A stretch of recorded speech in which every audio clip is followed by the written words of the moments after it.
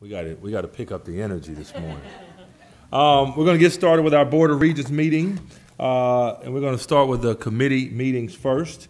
Members, remember that we're being streamed live, so you'll need to turn on your microphones when you're recognized using the bottom button. Make sure it's lit up in green so you know it's on. Just before we get into it, we had a great interaction with the governor this morning. That was very, very helpful. Even though a large percentage of the board members were there, the only person he really asked about was Doreen, okay?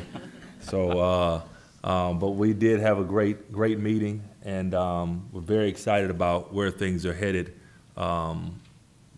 with our budget and everything else. So first up is the Audit Committee. So Regent Seal, will you please? Mr. Chairman, can we adopt the minutes, or do we do that at a later date? Adopt the minutes from February 3rd. Right. So we're going to get to that. Thank you, though. Regent Seal, can you call your committee to order, please? Yes, indeed. I'd like to call the Audit Committee to order, and I'd ask Commissioner Reed to call the roll. Certainly. Good morning. Chair Seal. Here. Vice Chair Perez. Regent Ewing. Here. Regent Solomon. Here. Regent Weil. Here. Regent Williams-Brown. Here. You have a quorum. Thank you.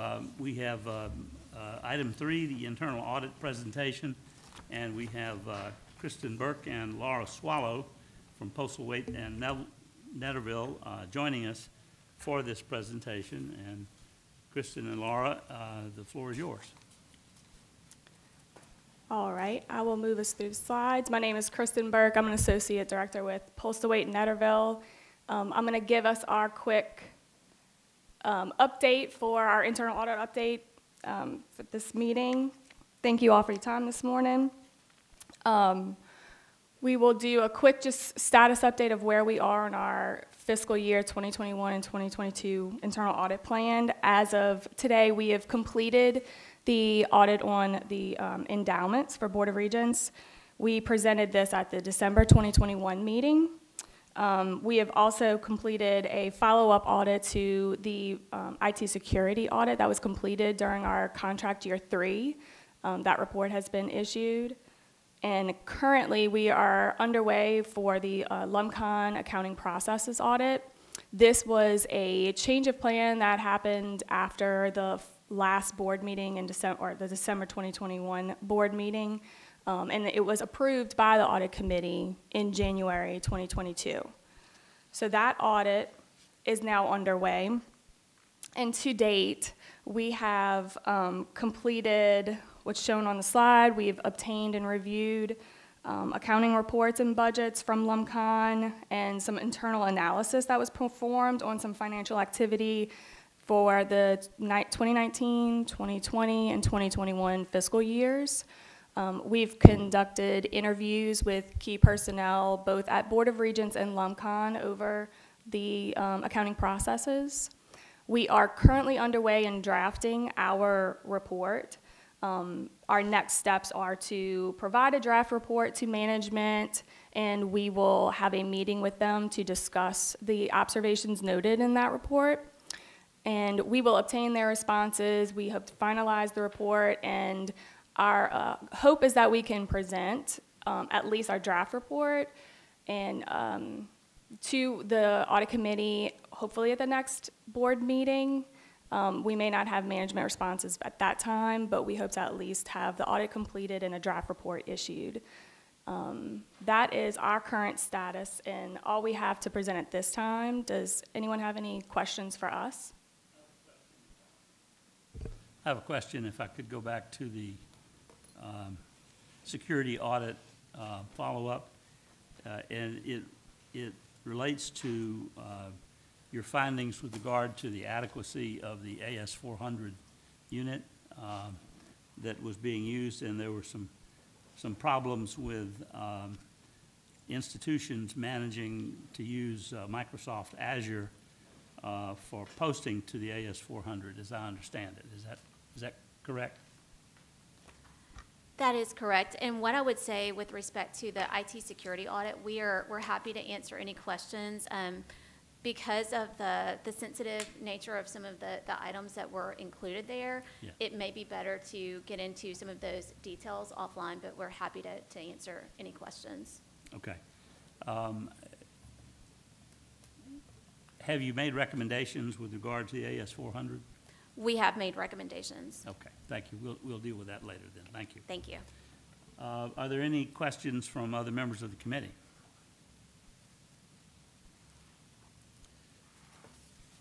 Well, the report requires no action on the part of the committee at this time, and so is there any other business to come before the committee? No, sir.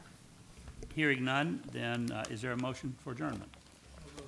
It's been moved for adjournment and seconded. Without objection, the meeting is adjourned, and thank you very much for the presentation. Thank you, thank you. So next up, we have our Finance Committee. This is going to be really exciting. So Regent Solomon, please call your committee to order, sir. Thank you, Chair. I'd like to call the Finance Committee to order. Mr. Labriere, can you please call the roll? Yes, sir. Regent Solomon? Here. Regent Levy? Here. Regent David? Here. Regent May? Regent Perez? Regent Seal? Here. Regent Williams-Brown? Here. LCTCS representative? Here. LSU representative? Southern representative? Here. And UL system representative. You have a quorum. Thank you, Matthew. We will now move on to item number 3, the review and approval of the fiscal year 2022-23 preliminary funding recommendation. Matthew, would you please guide us through this item? Yes, sir. So revised statute 173129F requires that the Board of Regents approve a funding distribution for a formula by March 31st for the ensuing fiscal year, and that it be sent to the House and Senate Education Committees, the House Appropriations Committee, and the Senate Finance Committee. So that is the statute that brings us here today to approve this formula allocation. And this is an overview of our outcomes-based funding formula since it was first implemented in fiscal year 17. The board has made a decision to decrease base over the years and increase outcomes. In the most recent years, there's been more of a focus on increasing outcomes, which aligns with our master plan and completing students to increase credentials to meet the 2030 goal of 60%. The preliminary formula methodology for you today is 55% base, 17% cost, and 28% outcomes. This lowers the base by 3% and increases outcomes by 3%. So over the last 6 years, we've decreased the base by 15% overall and had more of an increase in outcomes to incentivize that. We did not use the formula in fiscal year 21. That was the COVID year when we received a decrease. And so last year when we received additional funds, we went back to using the formula. And so moving on to the preliminary allocation, this is the comparison of state general fund in the current year to the preliminary distribution.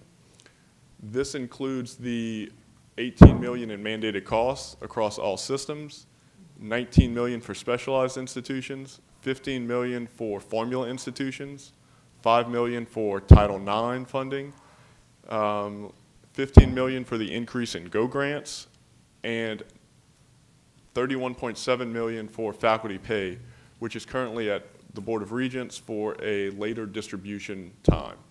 And this also includes the formula allocation that I just spoke of. And then if there are no questions there, we'll move on to the recommendation. Senior staff recommends the approval of the distribution for all of higher education, which allocates the funding in accordance with the formula methodology of 55% base, 17% cost, and 28% outcomes. Awesome. Thank you, Matthew. Matthew, I've got one question Sure. for you before we get into the recommendations 55, 17, 28. When you look at the executive summary in our packages, it says 55-20-25. Was there a change or is it just a typo? That was a typo, sir. Okay, so we are, just to be super clear with our committee, we are recommending 55-17-28. That's correct. Thank you. You've heard the recommendation from senior staff. Is there a motion to approve? Motion by David. Is there a second? Second. By Regent Seal. Any discussion? Any questions? All those in favor signify by saying aye. Aye. Opposed, saying nay. And the motion passes. Is there any other business to come before the Finance Committee? No, sir. All right, hearing none, is there a motion to adjourn? Motion by Regent David, second by Regent Seal. Any discussion, any questions? All motion by saying aye. Aye. And we are adjourned. Motion passes. All right. Thank you. All right, so moving along. Next is the Legislative Committee. Regent Perez isn't able to be with us this morning, so Regent David, will you please chair this committee, sir? Happy to. We can call it the Legislative Committee to order. Commissioner Reed, you're going to help us out with the role? Well, Matthew? no, and so in order for us to have a quorum as chair, I think I'm going to probably end up having to appoint myself and Regent Solomon to serve on this committee. So, Regent David, you can just call your committee to order. All right, we'll call it to order then. Matthew, you're going to take care of this? Or I got you, sir. I got you. All right. Let's see. Chair Perez, Vice Chair Sterling, Acting Chair David, Here. Regent Levy, Regent May, Regent McDonald, Regent Jackson, Here. LCTCS Representative, LSU Representative, Southern Representative, UL Representative, and Regent Solomon. Here. And I think we added Regent Temple. Here. We have a quorum. All right, I'm going to leave with you, Commissioner Reed, to talk about item number 3, the update. Sure, happy to do so. As you all know, we are in our legislative session, and so this is an opportunity for us to speak a little bit about the priority bills that you have in your handouts that we have been working on collectively across higher education. The first two items mentioned on the agenda, universal transfer and dual enrollment counseling, connect to our work on advancing early college opportunities and improving transferability across higher education, both for students taking college credits in high school as well as traditional students who are transferring between our institutions. The universal transfer bill will focus on improving transferability of credits as well as developing transfer pathways for higher education by discipline, and it will be heard in Senate Education this afternoon. The dual enrollment counseling is a response to the counselors who have, high school counselors who've said we really need one stop so that we have good information about all that is available in terms of dual enrollment. So this codifies their request to make sure that this information about dual enrollment counseling is shared far and wide with students. That is being heard hopefully as we speak in House Education. The next item, nursing and teacher workforce solutions, both studies around HealthWorks as well as the teacher recruitment, retention, and task force sit at the Board of Regents, and so there are a number of bills as well as budget items that would support trying to advance this work to improve having more healthcare heroes graduating in Louisiana, as well as addressing a significant teacher shortage in our state and across our nation. So as you heard yesterday during board development, there's more work to be done and more to come there on those items. Someone's advancing for me, thank you. Alumcon, as you heard, is, while it is a consortium of higher education institutions doing significant research, it is not on par with the other higher education institutions and specialized institutions when it comes to procurement, particularly when they're trying to respond to recovery quickly. So this request by Representative McGee is to put them on par with the other institutions. And then Senator Barrow, also expected to be heard this afternoon in Senate Education, has agreed to the request by the system's Title IX representatives who have asked, instead of having one Title IX representative serve each year, that all of the systems are represented on the Power-Based Violence Review Panel. So that is to be heard today. Okay. We always have the responsibility, and Dr. Boutte is here to try to codify the executive orders that are passed as a result of emergencies, in this case, Hurricane Ida. These allow students to not be penalized when it comes to circumstances regarding TOPS requirements as a result of disasters. And so we are once again this year, as we have been doing unfortunately multiple years in a row, codifying the governor's executive order changes in law. And then you'll hear today about some of the campus resiliency work. Interesting timing, as we obviously have had significant weather event in Louisiana on yesterday. But the question of how do we harden our campuses and how do we use our institutions as recovery or resiliency centers is very important. So we will have a resolution by Representative Zarang around that issue. And that completes the highlights of the agenda items, Mr. Acting Chair. Regent Ewing. Two questions. One on the universal transferability. Are we talking about students that take courses in high school also being able to transfer those credits to any university? Yes, sir. So we obviously are promoting, as you know, more kids going to college in high school. The question we get from the parent is, if we take it in high school, does it count when you go to college? Right now, unfortunately, the answer is it depends. And so we're trying to make sure there's transparency and clarity around courses that are transferring from high school or from a 2-year or 4-year institution if you're a traditional student, and that there's, this is meaningful credit. It's not elective credit. It counts towards your degree.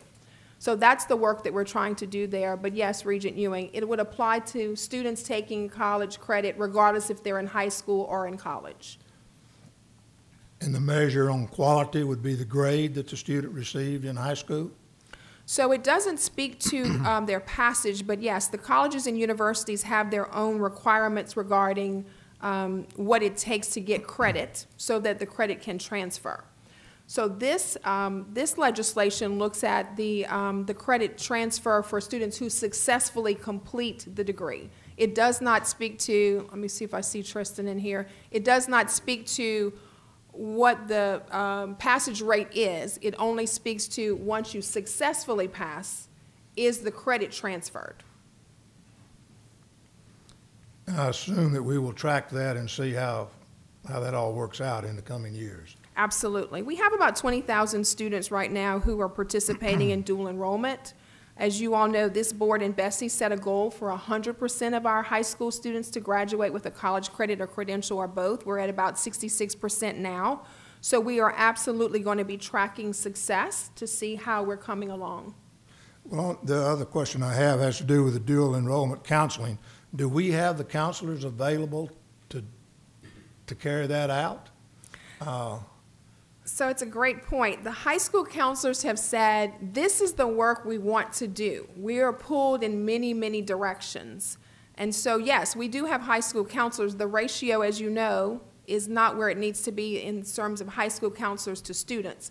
But this legislation is focused on making sure high school counselors are sharing dual enrollment opportunities when they counsel students as they counsel them on anything else. I had just come to believe that we were short on counselors and on funds available to acquire more.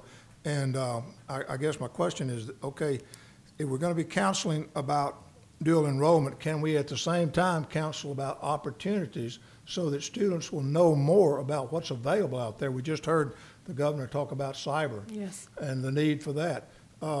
Where are we comfortable that we have enough people counseling to take care of those two responsibilities? One, in counseling about the dual enrollment, and secondly, seems like to me when you're sitting there talking to a student about dual enrollment, you ought to be able to counsel them about opportunities that are out there, where are the most employable opportunities, whatever that is, whether that's engineering or nurses or whatever. I'm not comfortable that we're able to do that. So the idea of adequate career navigation in high school and middle school, helping students to understand their aptitude and their interest to the world of work, I think we have much more work to do there. And we need many more counselors than we have. So this step is just to say, when you counsel students, please make sure you also let them know they can start college in high school and how to do that. Your point is an important one. There is much more we need to do to make sure that students are adequately counseled on their full range of opportunities in high school.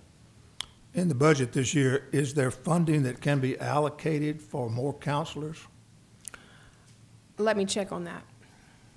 We do have significant money in the budget this year. But I think that's a point of concern that we Yes, ought sir. to have, to give these children or these students a little bit more direction about where they're going before they head down a path that there's no way they're going to make it, or that that's not really where the employment opportunities are. That's exactly right.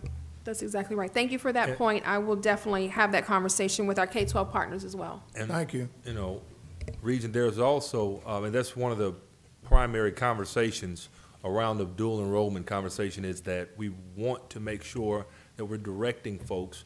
Now, the reality of it is dealing with a 14, 15, 16-year-old and attempting or trying to help direct their path that early. I mean, it's something that we need to do, but at the same time, it's kind of challenging. They got folks that are in their second and third year of college, and they're 20, and they don't know what they want to do, 21, 22. So, but you're 100% right, and that is a goal of us doing dual enrollment, to try to help direct folks who may or may not have a goal of a, you know, they might want to go in a different direction instead of 4-year university education, but it can be a great living that they can make, and they can obviously add to the they can be a value-adding, tax-paying citizen of our state, and we can keep them here too. So I know that's a major part that we're talking about with dual enrollment. So Thank you. Any other questions? This was just informational. Any other business? None. Motion to adjourn? Anyone? Anyone? Yes. Sounds like we are adjourned. oh, motion. Got a motion and a second? Any opposition? Hearing none, we're adjourned. So, thank you, Chair David. So, next up, we have Facilities and Property Committee. So, in order to have a quorum, I'm going to appoint Regent Solomon to serve on the committee again. So, Regent Meir, please call your committee to order, sir. Thank you, Chairman Temple. Thank you, Chairman Temple. I'd like to call the Facilities and Property Committee to order. Mr. Herring, will you please call the roll? Yes, sir. Regent Meir, Present. Regent Levy, Regent Ewing, Here. Regent McDonald, Regent Weil, Here. Regent Jackson, Regent Solomon, Here. Supervisor Tarver, Here. Supervisor Romero, here. Supervisor Mount, Here. LSU representative. Oh, just walked in. Good morning. We have a quorum. Great. Thank you, Chris. We'll now move on to agenda item number 3, which is additions to the fiscal year 2022-23 capital outlay budget recommendations. And these additions are from Louisiana Tech. So I'll let Chris make his presentation. Yes, sir. We received 3 requests after the board approved the capital outlay recommendation in October from Louisiana Tech. So I'll address one each individually. The first one is a deferred maintenance project in nature. It's to replace their central steam generator on campus, gas turbine, as well as some switchgear. They've been using gas-powered steam to heat and cool their facilities for the last many years, and it's become inefficient. It's difficult to find replacement parts, and they're in the process of moving to obtaining electricity from the city of Ruston. to heat and cool their facilities. So this project will address that and bring more buildings online with electrical generated hot and cooled water. The second project is to build a agricultural and forestry wood products research center on campus. This facility will provide the physical resources and a multidiscipline asset to develop, test, prove, and advance innovative commercial applications of trees and forestry-related projects. This is a one-of-a-kind facility in the state, and they've been looking to address an unmet need of the forestry industry in the area. The total project cost is $15 million, and they've obtained $5 million in commitments to go towards that total. And the final project is to build an athletic academic center in the north end of Joe IA football stadium. Right now, the foundation has over $4 million worth of work going on in the stadium itself, and this will build a facility that will allow them to do tutoring, host conferencing events. They'll have laboratory space, office space for the counselors, which will help them further meet the NCAA standards for academic requirements for athletes. Currently, they're in the basement of the Assembly Center, so this will provide a more modern and extended space for that to happen. I'd be happy to answer any questions on any of these, and if not, we recommend approval. Thank you, Chris. Any members have any questions? Have all these been included in the capital outlay bill that was presented yesterday? Two of the three, the steam generator replacement and the agriculture and forestry product facility were. Are already included in the bill? Yes, sir.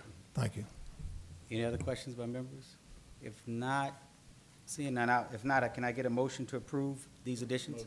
A motion by Regent Levy, a second by Regent Wild to approve these additions to the capital outlay budget. Any questions on our readiness? All in favor say aye. Aye. Any opposition? Ayes have it. We'll now move on to the resiliency framework update. We've sort of been waiting on this. As you could recall, the emergent method was engaged by Regents to develop a comprehensive resiliency framework and needs assessment for better responding to and recovering from disasters. Today we're joined by Rowdy Godet from the emergent method, who has come to update us on this project. Welcome you to the committee, Facilities and Planning Committee. Thank you, sir. Sure. Thank you so much. Oh, thank you very much. Mr. Chairman and members of the board, thank you so much for having me. I appreciate being here, and certainly thank you for your service to the state of Louisiana.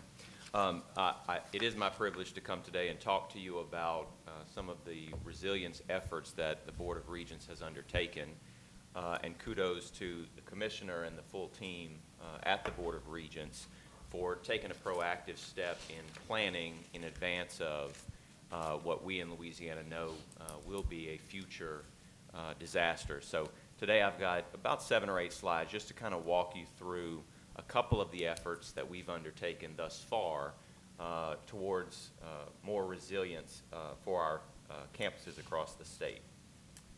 So I like to start the presentation with this graph, which, as you can see on the left side, this is, when we're in a blue sky day like we have today, a very nice day outside, we're on the left side of that graph, the preparedness side.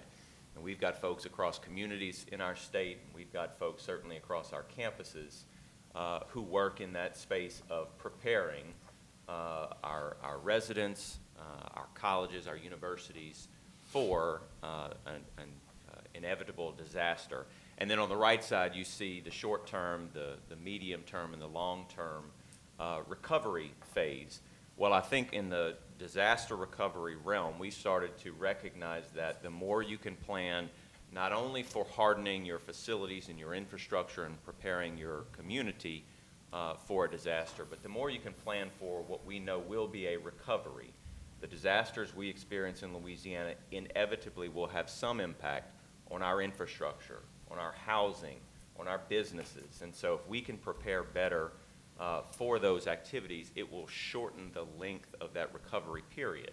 And so this graph gives a graphical representation of that. We know in Louisiana it's not a question of if, but certainly when and where and how well we can be prepared.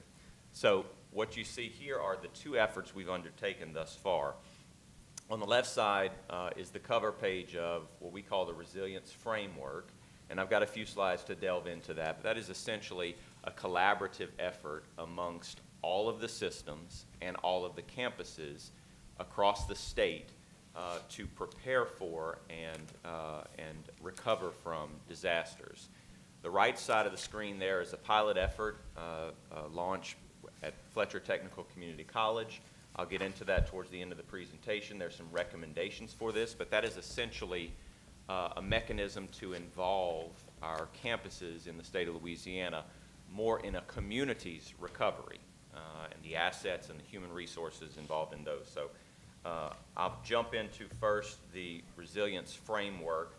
The 4 tenets you see highlighted here, I'm not going to read through each of them, but essentially this emphasizes preparation for recovery in advance of a disaster. I'll read to you a little bit from the framework itself.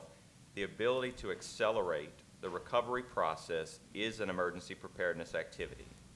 It requires pre-disaster planning, coordination, resource identification, and capacity building amongst all of Louisiana's higher education landscape. This type of collaboration and coordination also provides opportunities to share and integrate lessons learned, resilience planning activities, and campus sustainability into both planning and resilience activities. So the intent here is a shared and collaborative effort amongst all campuses, amongst all systems here in the state of Louisiana in advance of the next disaster. The example that I give when we've talked to the folks at the campus level is, our friends at McNeese State University, Commissioner Mount, have a lot of lessons learned from what they experienced in 2020 with Hurricanes Laura and Delta. There's no reason that when a future disaster comes and impacts a different campus, those folks at McNeese shouldn't share those lessons learned with these other campuses. There's no reason that those folks at McNeese can't have a collaborative planning session with other campuses that have been impacted. And so the intent of the framework is under the guise, and I'll go to the next slide, of the what we call executive policy group. When this framework is activated and a recovery coordinator is established, the 4 systems convene. Wherever this disaster may be impacted, they can activate, and each of those campuses will feed into lessons learned and a collaborative effort. So what you see here is, when something enters the Gulf and the governor is sitting around the table at the Overwatch room, the Board of Regents is responsible for reporting on activities from the campus level and certainly preparedness at the campus level. And so under this framework, a recovery coordinator would be activated. We've got coordinators at each of the 4 systems. They also would be activated under the framework so that you've got a clear communication channel of what's happening at the campus level, what resources are needed at the campus level, and those can be fed up to the Board of Regents and ultimately to the governor. Once we get down past the system level, you get into what we call critical recovery functions. We have 4 critical recovery functions. The parallel I draw here is when you think of your community, you think of infrastructure, you think of housing, you think of your businesses. Those are some critical areas that a disaster can impact and really make a community go offline for a period of time. At the campus level, these 4 areas, recovery of your academics, recovery of your physical and structural assets, recovery of your campus business functions, and the student's ability to safely return to campus are the 4 critical recovery functions at each campus.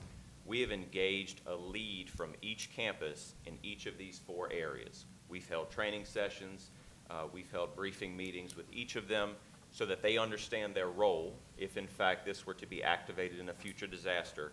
A lead for each of these 4 would be assessing the on-the-ground situation at their campus and then communicating what those needs and priorities are up through the system and ultimately to the Board of Regents. And again, as they go through their recovery, wherever this campus may be, they can collaborate with others who have been through previous disasters for those shared lessons learned. So that's the structure that we've set up under this resilience framework. And then one more slide on this activity. What we've asked from each of the leads at each campus is think back to some disaster that has impacted your campus. And we've shared this document with them, and we've asked them, think through what the impacts were to your campus, what challenges you experienced because of that, and then most important, what are the opportunities for your campus so that you can come back stronger in the future. We're going to take that input from each of these campuses and put together a report on resilience activities that higher education in Louisiana can undertake across their campuses, so that you all are armed with that data-driven information. The commissioner is armed with that information, going to other stakeholders, going to the legislature and saying, these are the needs we have to make our campuses across the state more resilient. So that's the intent of the framework, a collaborative effort to communicate this information. The next document I'll highlight is what we're calling the Fletcher Technical Community College Resilience Center. This actually came about because of a white paper that Dr. Christine Strickland, the chancellor at Fletcher, put together. It was just a one-page document, but it essentially said, we as Fletcher, with our multiple campuses, with our resources and our assets, should be more involved in the recovery for the community that's impacted by the disasters. We have, everything from parking lots to resources that can be shared. We can contribute to the community's recovery, because until the community recovers, our campus won't recover. The campus goes as the community goes. So her white paper essentially said we need to come up with a way where we can be more involved. And this is what we dove into and helped to put together. A series of recommendations, and there'll be some associated legislation from Representative Zerang, that essentially says we should treat Fletcher as a pilot. We should work through the process of integrating it into both the local recovery opportunities as well as working with GOSEP at the state level to integrate those campus assets and resources into recovery, and then use the lessons learned from that integration and broaden it to other campuses across the state. So treat Fletcher as a pilot, learn lessons from that, and then go to other campuses. And I will share with you in discussions with GOSEP, that's a welcome conversation to have more campuses and the assets and the resources that are there involved in recovery activities for the state of Louisiana. All right, so those are the updates on the two documents we are working to put together, and then continuing to take some next steps with the Board of Regents on further resilience activities. Pause for questions. Are there any questions by any committee members? What about non-committee members? Non-committee? Well, yeah, of course, Mr. Chair. I just kept seeing her taking pictures. She was taking pictures of Rowdy's three-piece suit right there. He's always the best dressed guy in every room. So, no, but I'm gonna let y'all go. Stop acting. I do have one question. In your resiliency governance structure, I'm just not clear, who's the recovery coordinator? Certainly. So I'm sitting next to him. Okay. So we've implemented this type of an approach in a couple of communities, and there is a single designated recovery coordinator. In the event that we have multiple disasters, there may be a need to name more than one. If, like in 2020, we had some Southwest Louisiana disasters, we had some Southeast Louisiana disasters. If that is such, the framework builds it in where the commissioner has the flexibility and the authority to name more than one. But for all intents and purposes, I'm sitting next to him. Okay, I'm glad you made that clear. I thought it was you, so it's fine, great. No. It'll be a member of the Board of Regents team who would pull this effort together, and Chris and I have been working very closely on this effort. And then, as I said, each system has a coordinator that's designated, and they also are responsible for communicating to the campus level. Sure. Commissioner Reed?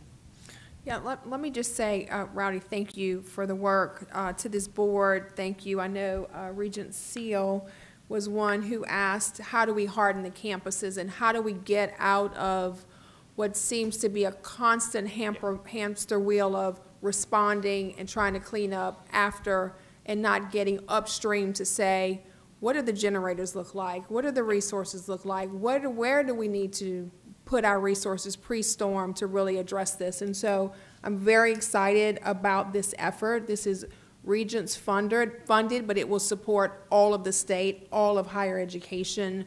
And so I'm grateful to this board for saying we need to get smarter about this because we're getting so many storms and so many disasters.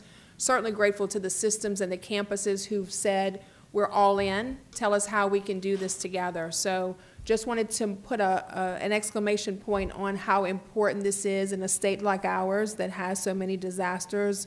We all woke up this morning looking at the massive tornado film that was happening outside of New Orleans. And so we know these challenges come to our state, far too many, but I think it's important for us to really ask the question, how can we be smarter about this work, given the challenges that we know are a reality for our state? Is there any other business to come before Facilities and Property Committee? No, sir. Hearing none, I'd like to thank you, Mr. Goday, and thank you, Chris, and Thank you all very committee much. members for your report. We had been looking forward to this report because Chris advertised it for the last 2 months. So, other than that, can I get a motion for this committee to adjourn?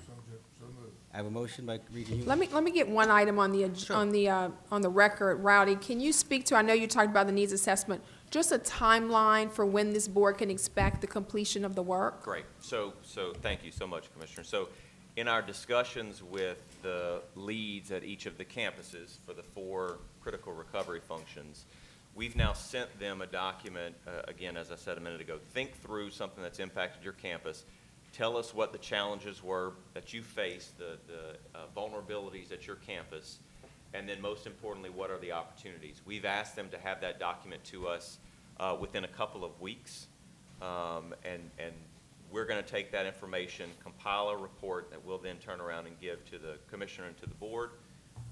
That'll be some true resilience opportunities. You're going to see some that cut across all campuses, and then you're going to see some that are very campus specific. And so our intent is to put together that report so that you all can have that as ammunition to say, we really and truly need these resilience efforts at our campus and go and pursue, whether it's funding, whatever it may be, to improve resilience at each of the campuses. Okay, so we have a motion by Regent Hughes to adjourn and a second by Regent Jackson. This committee is adjourned.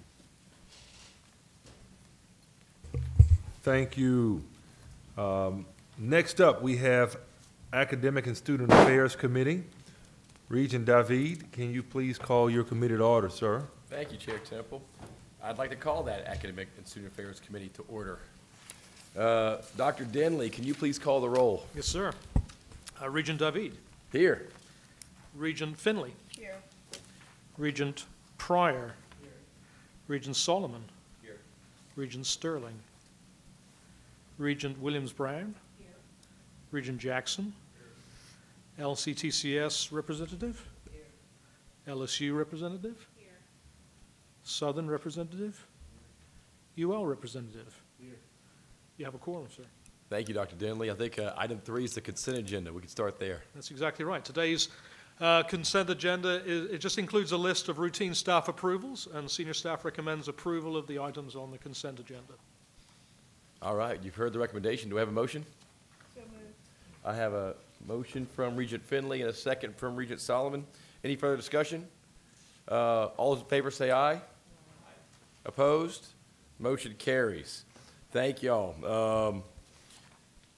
Now on to the academic affairs policy. We have 2 exciting items to consider, starting with the first one, the Gateway Mathematics and English course placement requirements. We talked about this to the governor a little bit this morning. Good. Dr. Denley, please guide us through the end of remedial courses in mathematics in Louisiana higher education. I will be very happy to. So, yeah, as you shared, these are 2 extremely important policy changes that really are massive steps towards our 2030 goal. And so I really want to sort of take a few minutes to think through why it is that they are so crucial.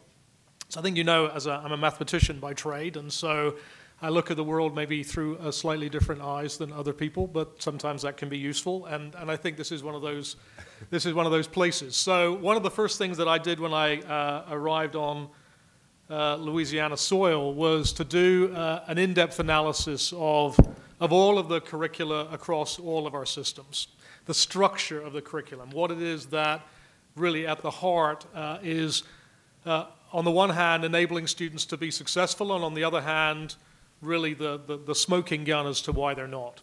And so this little, flowery-looking diagram on the right-hand side of your chart is it's the curricular graph. It's the graph that represents that structure. And, maybe it looks pretty and we can turn it into a screensaver, but the reality is that it tells us something about what it is that makes all of our curricula tick. The structure that you're looking at is what's called a small world graph. And we know things about small world graphs. You know things about small world graphs. You've heard this talked about if you know about 6 degrees of separation or Kevin Bacon in his roles in movies, all of that kind of, this is the sort of the popular side of what is actually a really deep piece of graph theory that says how it is that these kinds of structures tick. We know 2 things about these. The first is that they are really fragile in a very special way. This network falls apart completely if you go in and just pull out the right vertices. If you pull out the wrong ones, it can stand a lot of hardship, but if you pull out the right ones, the whole thing just falls apart immediately. The other thing that we know is that phenomena spread across small world networks in a really important way. That we've just been through a pandemic that we've all suffered through. Let me use that as an analogy. If you infect the right vertices on this chart, then the whole thing becomes infected almost immediately. If you infect the wrong ones, again, not that much happens. It's not going to surprise you, at least I hope, that math and English are at the very heart of this structure. What happens with math and English affects everything else in an incredibly important way. If you like, math and English is the Kevin Bacon of our curriculum. And so what it is that we do in math and English, it impacts everything that we do throughout the rest of the curriculum, and in the end, enables our students to be successful or commits them to to not being successful. So what we do here has an enormous, yes, sir. Thank you. Can you tell me what does English encompass? Now, I know that's a language, but I mean, Sure. when we talk about English here, does that encompass reading? Does that encompass just this subject of English, whether it's literature or grammar? So here it's specifically talking about, and what we're going to talk about really for the next few minutes, in mathematics, it's talking about your very first general education mathematics course, and in English it's talking about freshman writing. It's talking about the introductory English class that every student has to take as part of their degree. It's really talking about that fundamental reading and communication skill. Language. Yes, sir. Writing. Yes, sir. And when we think about it today, I think we can really reasonably say that the written word is probably more powerful today than it ever has been in human history. And so it's not unreasonable to say, pretty good skill to be able to wield in a good way. So what I want to show you is everything that I've just talked about with this small world graph. What does that look like in graduation rates? This is not really just about students passing math and English courses. It's about how it is that them passing those math and English courses actually translate into them earning credentials of value and getting the credentials we need to meet our goal. This is actually from the UL system, and this again is analysis from our data. You can see students who initially, in their very first year, are unsuccessful in either in passing both their freshman writing class and their general education math class, they have a graduation rate eventually of about 20%. On the other hand, students who are successful in passing both their math and English class, their graduation rate is 69%, an enormous gulf of difference. And this is the reason why we're leaning so hard into, well, what are the fundamental roadblocks that are preventing students from being successful in mathematics and English? And it's traditional remediation. That's the roadblock. And what I want to do is just spend a few seconds to explain to you why that is. Traditionally, and really this has happened across the United States for the last 50 or so years, the way in which we've responded when students come to us less well prepared in math and English than we and they would like is we've said to them, well, look, you aren't ready to go take a college class yet. You need to go over there and take a remedial class first. When you take that remedial class, then you will learn skills and abilities that will make you better prepared to take that college level class that we need you to take. So go take that first, and then having passed it, then come back, and then you can carry on and do the rest of your degree. Remember, these remedial classes, they don't count towards degrees. They're extra classes that students have to take and pay for and spend time doing, which in theory prepare them then to go on and be successful in those other classes. Trouble is, it doesn't quite work out that way, and this is what I want to kind of lead you through. When students take those remedial classes, and this is Louisiana data, only about half of them are successful in that remedial class. So 50% of them you can see move through with the diagram to pass remedial math. This math we're talking about right now. Of those students who pass remedial math, not all of them go on even to try the college level math class. There's lots of reasons why that is. Many of them are centered around the fact that our students many of them dreamed of going to college. They go to college, and the very first thing that we effectively say to them is, well, you know, we're not really sure that you're college material. And the reason why we're going to communicate that to you is because we're going to go over there and make you take this other class first. And many of them hear that message and they drop out. Most, nationally speaking, more students drop out after remedial math than ever fail it. So here, this is not atypical. Look, 40% do, in fact, go on and attempt that college-level math class, and then when they are in that college-level math class, of course, not all of them pass. I say of course, but this is the reality. Only 55% of them actually pass that college-level math class. Now, chain all of that together. 50% of 40% of 55%. You have to do the mental math. I've done it for you. 11%. 11% of the students who begin in remedial math ever actually at the end pass that first critical college-level math class that they need for their degree. If I showed you English, it would rocket up to 12%. 12% of students pass their freshman writing class having begun in developmental English classes. If I disaggregate by race, for black students, that 11% is 8%. It's actually 8 for math, and it's 8 for English, too. You can see why it is that I showed you the big rock in the middle of the highway. That's not traffic jams in the middle of Atlanta. That's exactly what it is that's happening in the structure of our higher education system. And so, what are we going to do about that? I hope is the question you're asking. And the reality is that we now have a solution to this problem, and that's the reason for the policy change today. Over really the last 10 years or so, institutions across the country have been replacing this structure with what is called the co-requisite structure. And the co-requisite structure goes like this. That rather than taking those students and enrolling them in this standalone remediation course, instead, we enroll the students directly into the college-level class that they need to graduate, directly into the course that counts towards their degree, but also at the same time accompanying that with a just-in-time remediation, a parallel remediation, what's called a co-requisite class, a course which supports them as they take that same credit-bearing class that everybody else takes. And then, that all sounds great in theory. Does it work? What I want to do is show you what that looks like in a couple of other states, and then show you the work that's already happening here in Louisiana. This is, I think, really the very first state that scaled this up was the state of Tennessee. This is data from Tennessee's community colleges. You can see that blue chart. Their equivalent of our 11% was 12.3%, very much in keeping. And you can see that when they replaced the approach in with co-requisite mathematics rather than prerequisite mathematics, their success in those same classes with those same students increased almost fivefold, from 12.3 to 55. Yes, sir? Is prerequisite the same as remedial, or is that a different concept as well? No, so thanks for clarifying. So what I'm trying to effectively trying to distinguish is it is still the case that students who would otherwise have been placed into remedial math and English will still have the support that they always would have received. It's just repositioning from a prerequisite approach where it happens before to a co-requisite approach where it happens alongside. And really this is just showing the incredible importance of that change in structure. They still receive support in just the way they always did, but it's just a much more effective structure.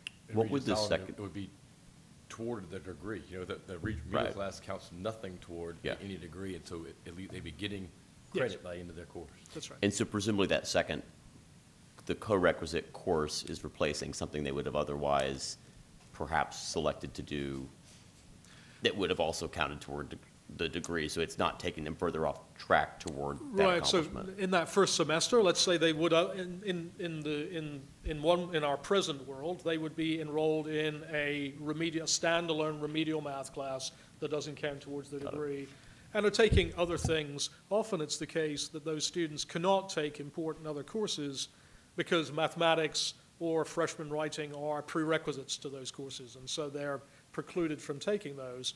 In this instance now, that student would be enrolled in their credit-bearing math class and the co-requisite math class, and then, of course, other courses to make up the rest of their schedule. Yeah. Yeah, so you can see an enormous difference in the success rate. I was in Tennessee at the time. More students passed that credit-bearing math class in their first year than had in the previous 5 years combined using the other approach. This is what it looked like in Georgia, more complicated picture in Georgia. They had a variety of different ways in which they were approaching remediation. The important ones are the red and yellow bars. Again, using co-requisite, both scaling it up and moving to full implementation, thousands of students, and again, you can see the success rates almost more than double from roughly 29% up to 67%. I do want to draw your attention, because it is just an important thing to notice, that this is an approach which doesn't just work for the better prepared, less well prepared students. It works for all of our students. So look, here I've disaggregated that by ACT, all the way across the ACT spectrum, from students who have math ACT scores even below 14, all the way across to students who have an ACT score 21. They're all passing that credit-bearing math class at much, much higher rates than they ever did in any other approach. And that's a really important observation. It was thought that co-requisite in the past would only work for some people. It's very clear that it works now for all of our students. This is what it looked like in English when that was scaled across the state of Georgia. Again, an almost doubling in success rate. Again, remember here in this state that the comparison is a 12% success rate. So this is what it looked like in other states. What are we going to do here? This work has already begun. 2 years ago, actually, the Board of Regents was awarded a grant from Strong Start to Finish. It's a national movement funded by Education Commission of the States to focus on developmental education reform.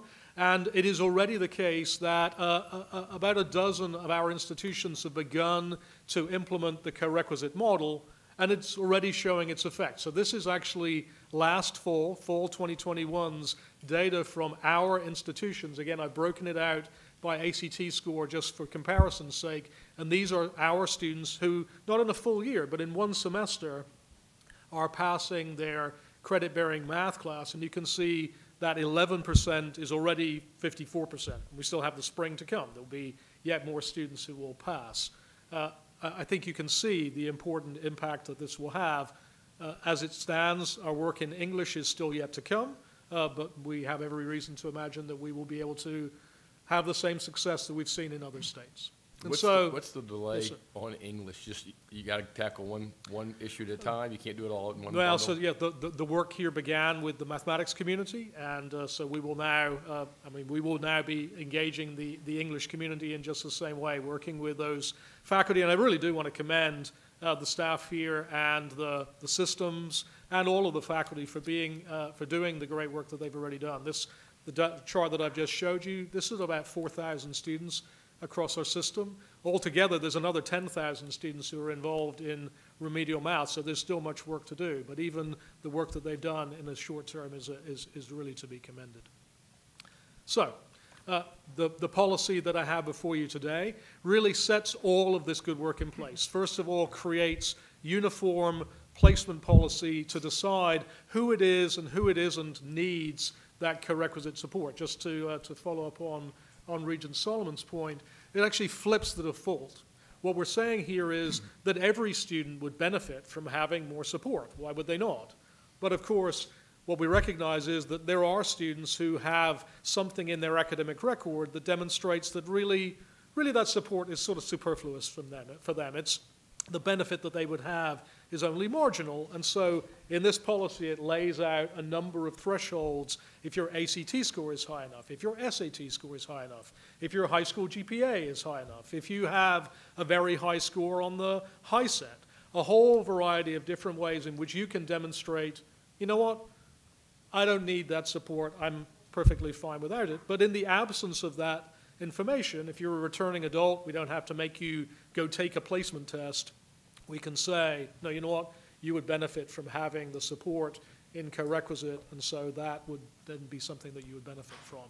So creating that uniform placement policy across our institutions, and then also setting out the timeline for that full implementation. That timeline will implement full implementation of co-requisite, the co-requisite model for mathematics by fall 2023, so the fall 18 months from now, and then English a year behind in fall 2024.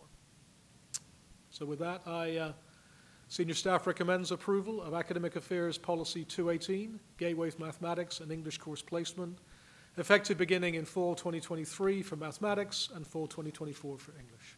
Thank you, Dr. Dinley and the staff, and thank you, Commissioner Reed and Chair Tipple, for getting Dr. Dinley here.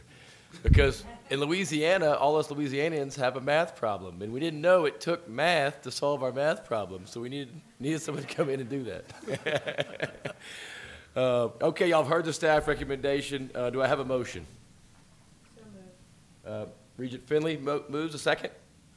Second. Second from Regent Seal. Any further discussion or questions? I've got a question, but I can save it for after. Oh, go ahead. Go ahead, Regent Solomon. I can't help but wonder, in the graphic that shows the boulder and the roadblock being remediation, I guess I wonder in some way, is the issue that remediation is just the wrong course correction and not actually what the obstacle is that initiated the problem? And if we're cleaning this up effectively at our level, what happened earlier in their educational path that set them off the track that would have put them in a remedial course to begin with, and what should we be doing further downstream in partnership with Bessie to ensure that by the time students get to us, I mean, still fully supportive of the co-requisite model, because like you said, even the most prepared students can benefit from additional support, but where's the root cause?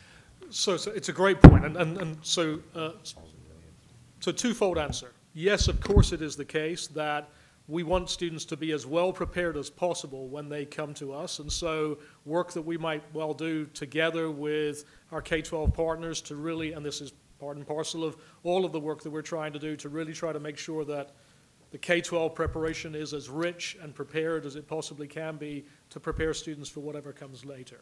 That's piece one. Piece two is, over the years, we really have believed that we could somehow look into somebody's soul and say, to pick up on your point, yeah, you know, you're just not somebody, you're just not a math person. And actually, that was just completely wrong. But we believed it really well. And so it's the reason why I pulled that chart back up for Georgia. Look how flat those preparations are. Students who, all the way down, ACT scores of 12, 13, 14, 15, all the way across, all in the end passing that freshman writing class at basically the same rate. And what we have, and I'm not showing you here, but I'm happy to share with you another time, is what happens next, right? How do they do in their next course? How do they do in their next course? And what we see is, once we're able to move that boulder away and actually set students back on a right track, they go on and do just fine, just like they otherwise would never have had the chance to do, because they would have been stuck behind that structural barrier. So it's a both and. The structural barrier is real. Removing it is important. Of course, it's the case that we want students to be as well prepared as we possibly can arrange, and there's things that we can do to make that happen too. Yeah. Thank you, Regent Solomon and Dr. Dinley. Regent Seal.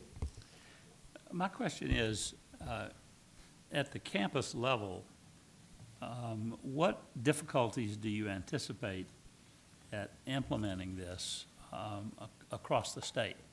It can't be self-evident for the campuses to just know how to do this.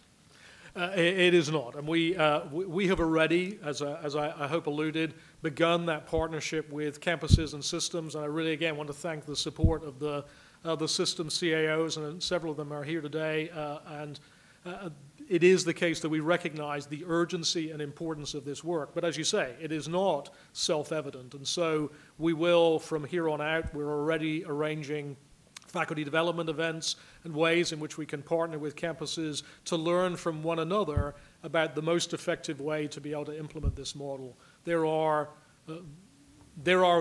important observations that have been learned nationally about how it is that this can be done in the best way, and so our faculty really can learn and avail themselves of those ideas and those principles, and so when they do fully implement those things here, we really can take full advantage of that.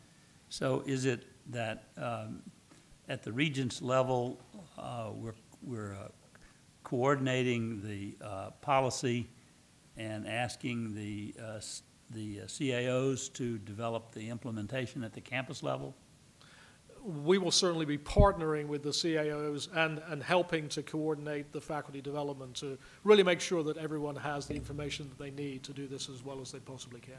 And other than the education in the process, are there resources that will be required at the campus level to make this transition?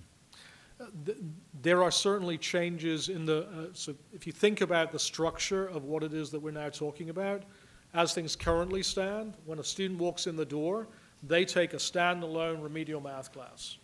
And what I've now shown you is most of them never make it to the credit-bearing math class.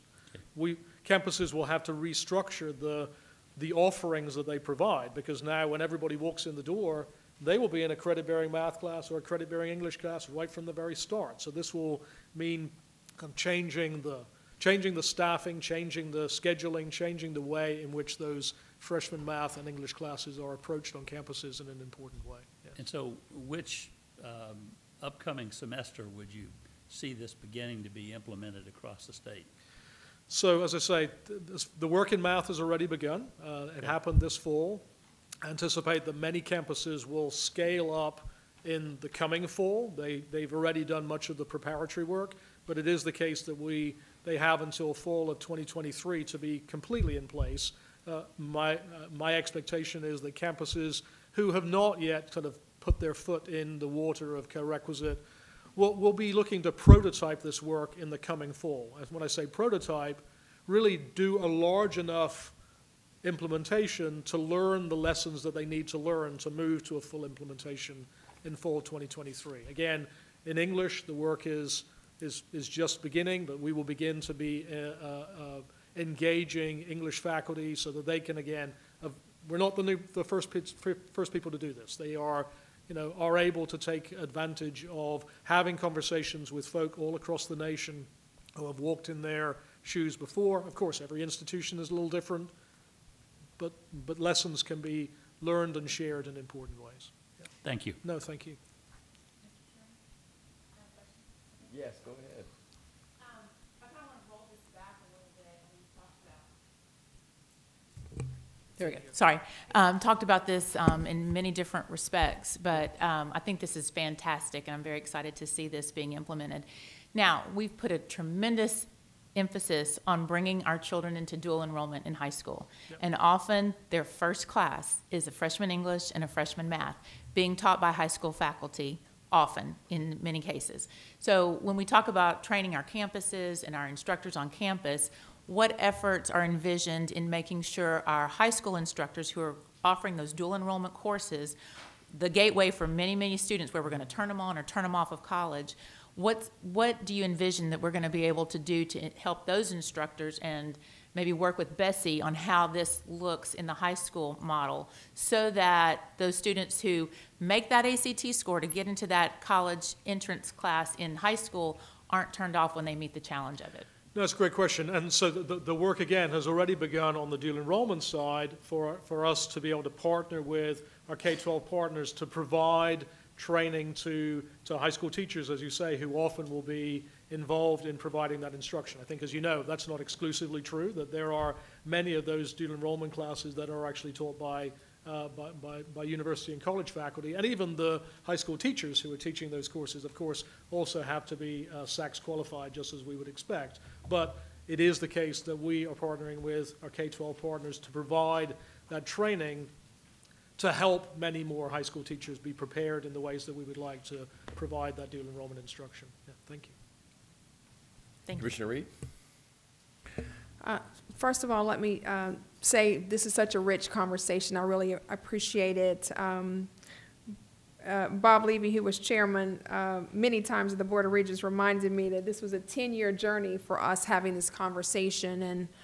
And Regent COU asked the question about faculty and campuses. This has been 2 years of work to try to make sure that we brought our campuses and our systems along. The evidence is very clear that remedial education does not work for students in America. No higher education institutions, no system should be offering remedial education. But even with the evidence, we have a responsibility to bring the faculty together, to bring the campuses and systems together, to make the case, to have them question the data, question the mathematician who has put on a clinic this morning talking about this work. We did that in math over 2 years. We haven't started it in English. And so we have work to do there. We need to understand what the implementation costs will be, what the implementation barriers will be. But it is a great day when the Board of Regents says, from a policy perspective, we recognize that system redesign is a necessity and that we're leaning into this after a 2-year journey with our faculty, our campus leadership, and our system leadership as well. So I just wanted to acknowledge the very good work that has happened. Tristan came and talked about this long ago, and then Bob mentioned with Complete College America, we were in this conversation 10 years ago. And so it's taken some time to get here, but I'm very proud that we're here, and I'm happy to be back home to see it happen. And this 2-year journey, it's more than just Dr. Denley, too. It's Commissioner Reed, and it's certainly Leanne, Lupe, Janet, Allison, everybody we've been talking to. Thank you so much for all y'all have done. Great work. I guess we do need a vote. We have a motion and a second. All those in favor say aye. Aye. Opposed? Hearing none, the motion passes. All right, now we go on to, let's see, get the right page. Prior learning assessment? That's right. Yes, sir. Dr. Denley. Thank you. So, so the second policy today is also a really groundbreaking policy. Really demonstrating the tremendous partnership that we do have between our campuses. So actually, this policy recommendation grew out of our statewide articulation and transfer council, really recognizing that as our campuses provide credit for prior learning, which is so important in today's higher education world, that it's just really important that when a student is provided credit for prior learning at one campus, if they move to another campus, that they can still rely on now having that same credit for that prior learning. The kinds of things that I'm talking about are, of course, students who get credit for maybe they took an AP class and then they took the AP exam and earned a grade that provided college level credit, or they took international baccalaureate courses, or a CLEP exam, or they served in the military and did some kind of military training, or did some kind of training as part of their work experience. These are really important aspects today, of course, for students who come right out of high school, but also for people who are returning adults. And I know I don't need to persuade you that we will not be able to get to our goal of 60% without engaging adults and many populations that we have really not engaged so well in the past. And so this work around credit for prior learning, what we're setting out in this policy is a set of uniform frameworks, first of all, to allow campuses to depend on one another in the way in which they are giving credit for prior learning, and then really a commitment on the level of the campuses to say, yeah, you know what, if one of our sister institutions provides credit for prior learning, well then when they come to us, we also will honor the credit that sister institution provided.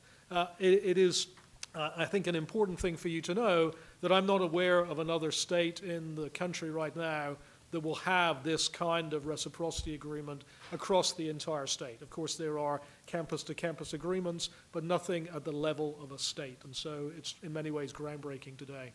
And so very happy to recommend approval of Academic Affairs Policy 2.23, Prior Learning Assessment, effective immediately of your approval. Thank you, Dr. Denley. Regents, you've heard the motion. Do we have, you've heard the staff recommendation. Do I have a motion? So moved. Regent Finley, and a second? Regent Solomon, thank you. Any further discussion or questions? Hearing none, all those in favor say aye. Aye. Opposed, say nay. The motion carries. Thank you, Dr. Denley. I think that's it, right? I'm not aware of any other business. Yes, So, any sir. other business to come before the Academic Student Affairs Committee? I tell you what, we're moving in the right direction. We made progress right there. I mean, that's getting us much closer to our goal. It's helping our students. Great job, staff. Great job, everybody. Motion to adjourn? All right, thank you, Regent Finley. Second from Regent Seal. Any opposition? Hearing none. This committee is adjourned. Thanks, sir. Thank you. Thank you, Chair David. Now we're going to move on to statewide program committee meetings. Regent Ewing, sir, can you please call your committee to order? Thank you, Mr. Chairman. Dr. Bote, would you please call the roll?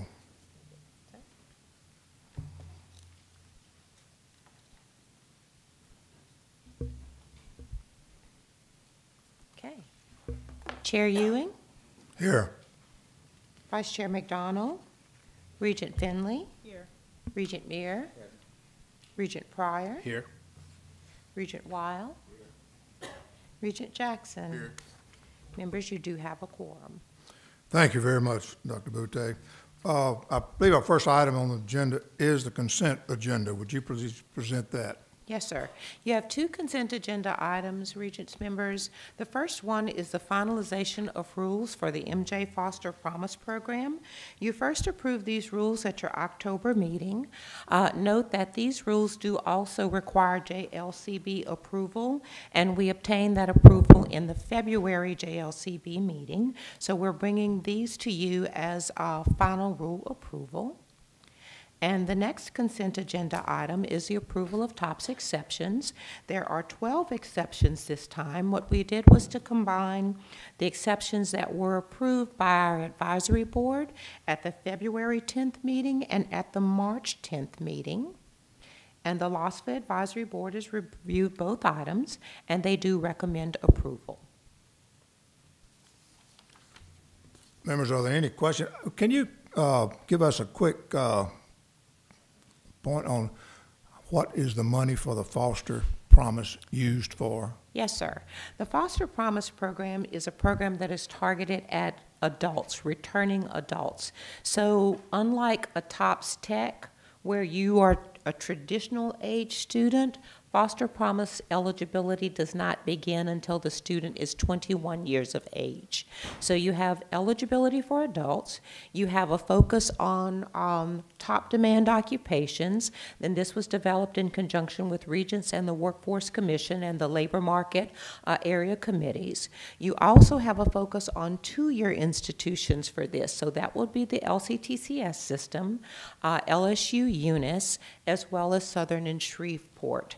So this is basically to get high dollar value certificate, credentials, or associates for returning adults in top demand programs. Does most of that money go to community colleges? Yes, sir. Okay, that's what I thought. So we have a clear definition, and I may be the only, I just thought the board might enjoy knowing what we're doing with this money. Yes, sir. And I'm glad you reminded me, because I left out the proprietary schools. There are certain proprietary schools that the students may receive awards at as well, and that award level is capped at $500K. It's a $10.5 million program. Members, you've heard the presentation on the consent agenda. Are there any questions? If there are no questions, I hear a motion that we accept the consent agenda. Moved and seconded. Both those guys, amigos? Okay. We got the movement and a second by, Both? who got? Oh, by Regent Meyer, Yeah. second by Regent Meyer? She's trying to get Okay, that down. Okay. Good Just deal. write down one of them. Thank you. Okay. Are you ready for that? All right. Yes, Our sir. next item is consideration of definition of. Do what? Yeah, we do need to vote on that, don't we? Okay, All those in favor of the motion, say aye. Aye. All those opposed, say nay. Okay, now we move on to consideration of definition of financial aid for the purpose of last dollar award programs. Yes, sir. All right. This is a definition that in the MJ Foster Promise Program, it is considered to be a last dollar program. So a first dollar program means that whatever scholarship you're giving that student, you're not going to worry about whether that student has other aid that you have to package in front of it. That student's going to get that aid. For example, if a student is eligible for a Pell Grant, they're going to get that Pell Grant. There's nothing you're going to do to reduce that. So that's going to come in first. MJ Foster Promise is considered to be a last dollar program. And in typical last dollar programs, you must take into account all state and federal aid that that student has before you can ever give them any of this money. For the purposes of this program, there's a definition in the law that says basically federal financial aid. Now, generally speaking, federal financial aid is going to contain gift aid, like the Pell Grant, and it's also going to contain non-gift aid, like student loans. The president of the LCTCS system, Dr. Monty Sullivan, petitioned the board to say, in this instance, we would like the Regents to consider adopting a definition of federal financial aid for the purpose of last dollar programs to exclude student loans and exclude work study. Because the thought is that it isn't the intent to be able to promise a student assistance with tuition, but then make them take out loans before you grant that assistance. So for purposes of last dollar programs, this definition would say that that is going to exclude loans and going to exclude work study. One example where you've already made this adjustment is the Completers program. The Completers grant is right now a pilot program. In the Completers grant, you are excluding loans as what we call a resource, meaning that that student does not have to take out loans before they can receive Completers funding. So you've already set a precedent for doing that with Completers. Now this formal adoption of a definition would set that precedent for MJ Foster, and the reason we're saying broadly last dollar programs is suppose you do another pilot that's last dollar. Then you wouldn't have to keep coming back to adjust the definition for every single program. This is in keeping with your master plan goals, and it is also in keeping with your setting policies that are mitigating or trying to reduce or avoid loan debt for students before you grant them assistance. So that is basically what this does. So you would be approving this if you vote for it as the definition, and you would also be asking for affirmation from the legislature that this is indeed legislative intent. Thank you very much. Are there any questions? Hearing none, do I have a motion that we accept the proposal? You have a motion, Mr. Chairman. Okay, Mr. Regent Meyer, and, okay, y'all are working pretty good down there, and Regent Levy. So you have Meyer, and, all right. Okay. All right, and senior staff has recommended that you approve this definition. All those in favor signify by saying aye. Aye. No opposed. The motion carries. I have asked Dr. Butte that in a future meeting, I would like to see a concise presentation of the aid that we offer and how they can be packaged or how they can be used. Affordability has been a concern of, I think, our whole board and all of us that are watching higher education, is how do we make it more affordable to more students to get them in either four-year or community college programs.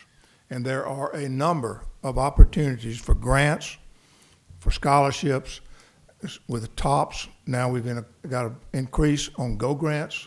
We have Earn to Learn coming on.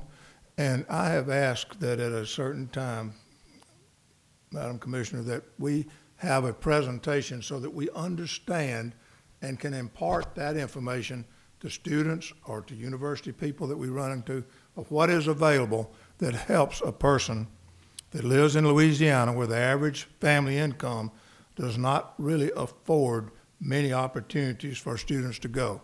We can talk about tuition and those costs, but you also have to feed, you have to eat, you have to live, and after a while, most of the university presidents tell me you're talking about $20,000 per student per year.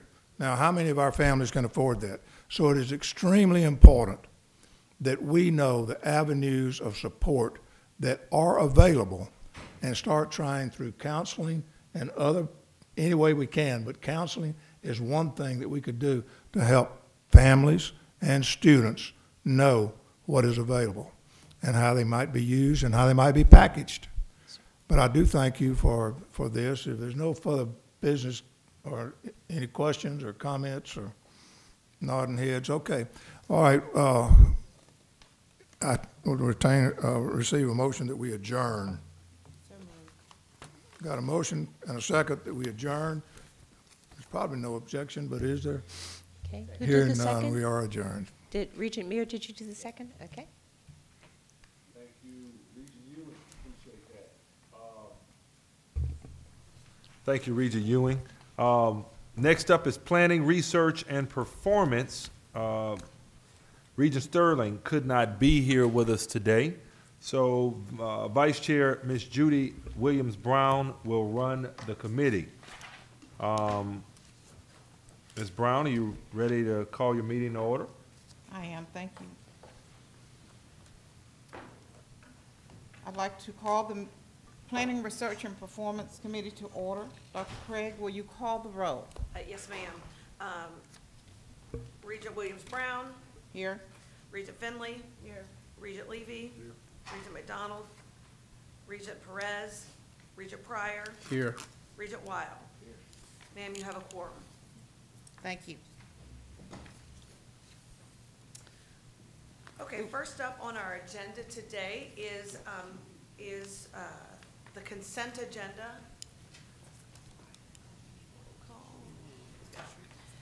The consent agenda, the Advisory Commission on Proprietary Schools met on March the 8th, 2022 to hear initial applicants and review annual renewal licenses. The commission recommends the board approve the following institutions for 1 new associate's degree, 3 new licenses, and 21 license renewals.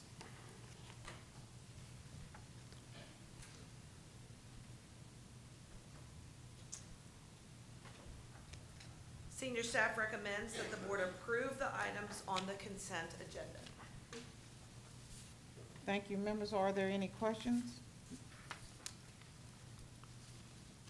You've heard the recommendation. Is there a motion to approve the consent agenda? I'll move. Any discussion? Any questions? All those in favor signify by saying yea. Opposed? Motion passes. Next is item number 4, response to House Resolution 150 of the 2021 regular session.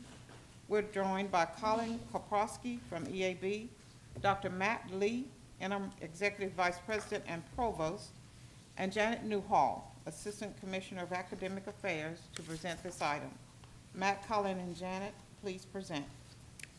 Good morning. Good morning. Let's talk about Shreveport, shall we? I'm here today to present to you Regents' response to House Resolution 150 of the 2021 regular session. The report is a reflection on the activities of LSU Shreveport over the past 10 years, as well as visions for the future of the institution and higher education in the Shreveport region.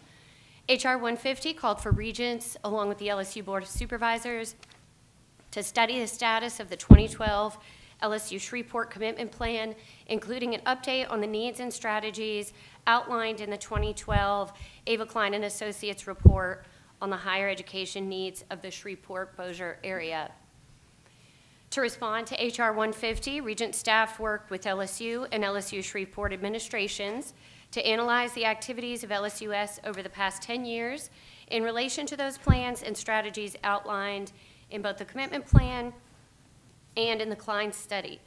To complete part 1 of the report, Regent staff reviewed a variety of documents and data from LSUS. With an eye toward the future, LSU and Regents also engaged EAB Global to evaluate the current Shreveport market, looking at today's academic program needs in the region. Mr. Colin Koprosky joins me here today from EAB and will present EAB's findings later in today's presentation. Finally, part 3 of the report includes Regents' conclusions and recommendations, which I will share with you at the end, followed by some comments from Provost Matt Lee. So first, let's go over a few documents related to HR 150. First is the Klein Report, which was commissioned in late 2011 by multiple organizations, including the Board of Regents, that were concerned with higher education development in Shreveport. That report identified 3 primary unmet higher education needs in the region: an adequate array of academic programs, education access for underserved populations, and innovation capacity in the areas supported by intellectual capital.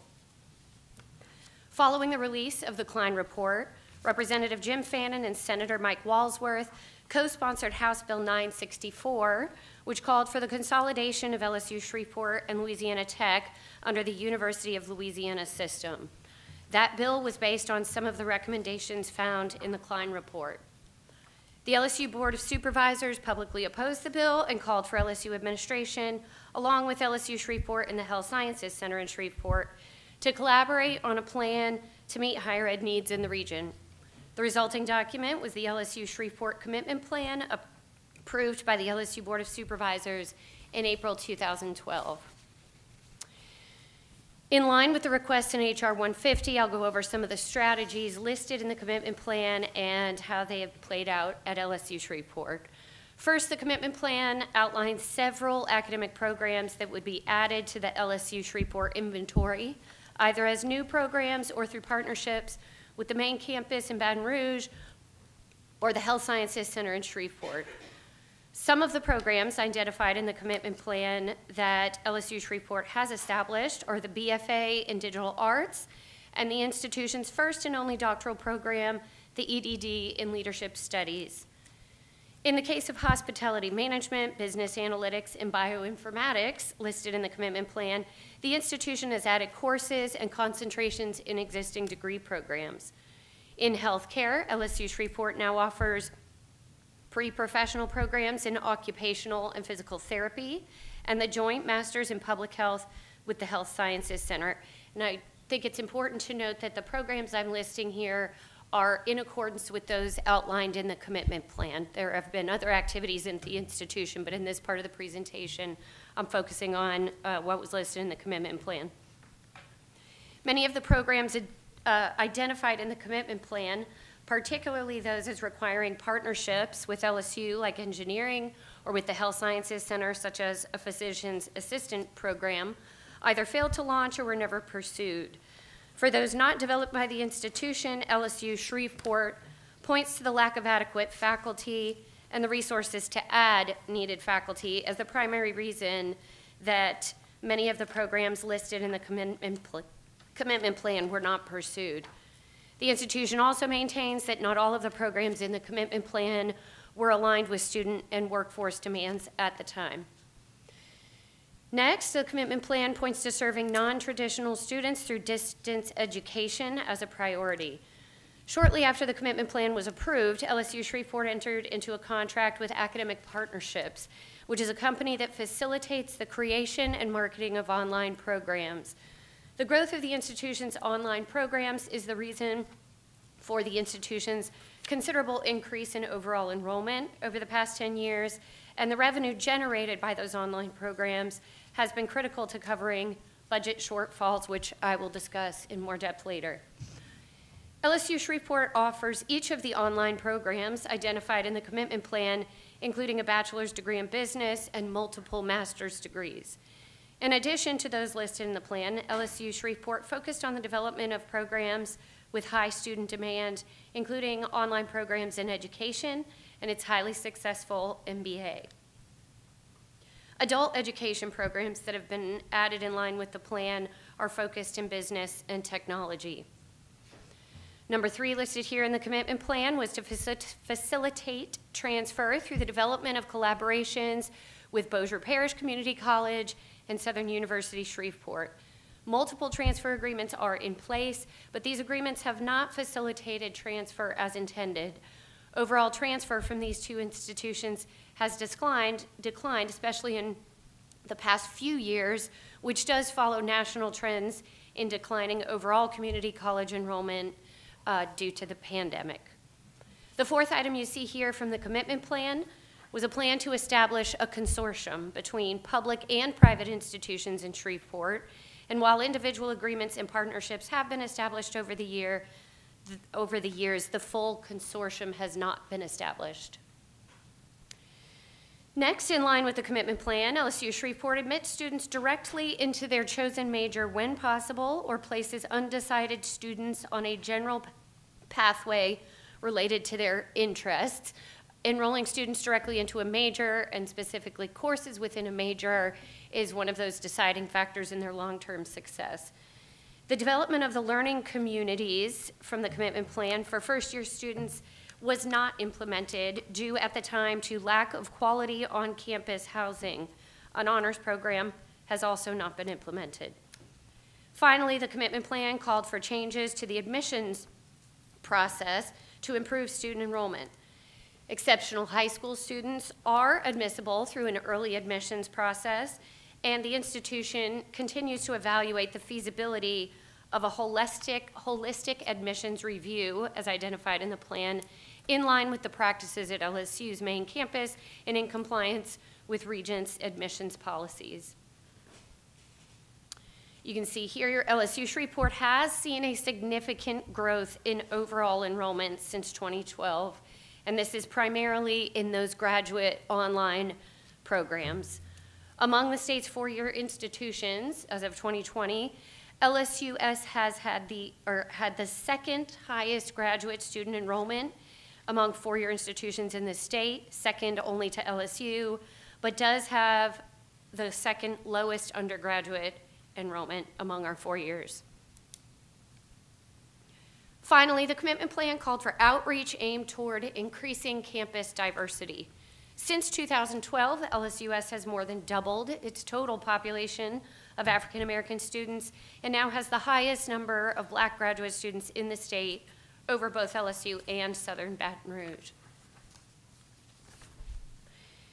LSUS continued to report regularly on the Shreveport Commitment Plan and its activities through 2016.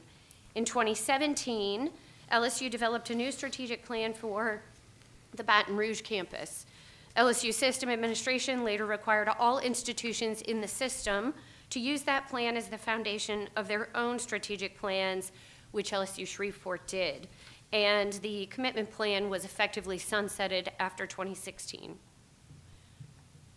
Some highlights of LSU Shreveport's activities directly in line with its current strategic plan include the increase in support of faculty research, several technology-focused initiatives and collaborations, including the creation of the LSUS Cyber Collaboratory, and the new partnership between the New Orleans and Shreveport Health Science Centers and LSU Shreveport to create a nursing student pipeline in Shreveport.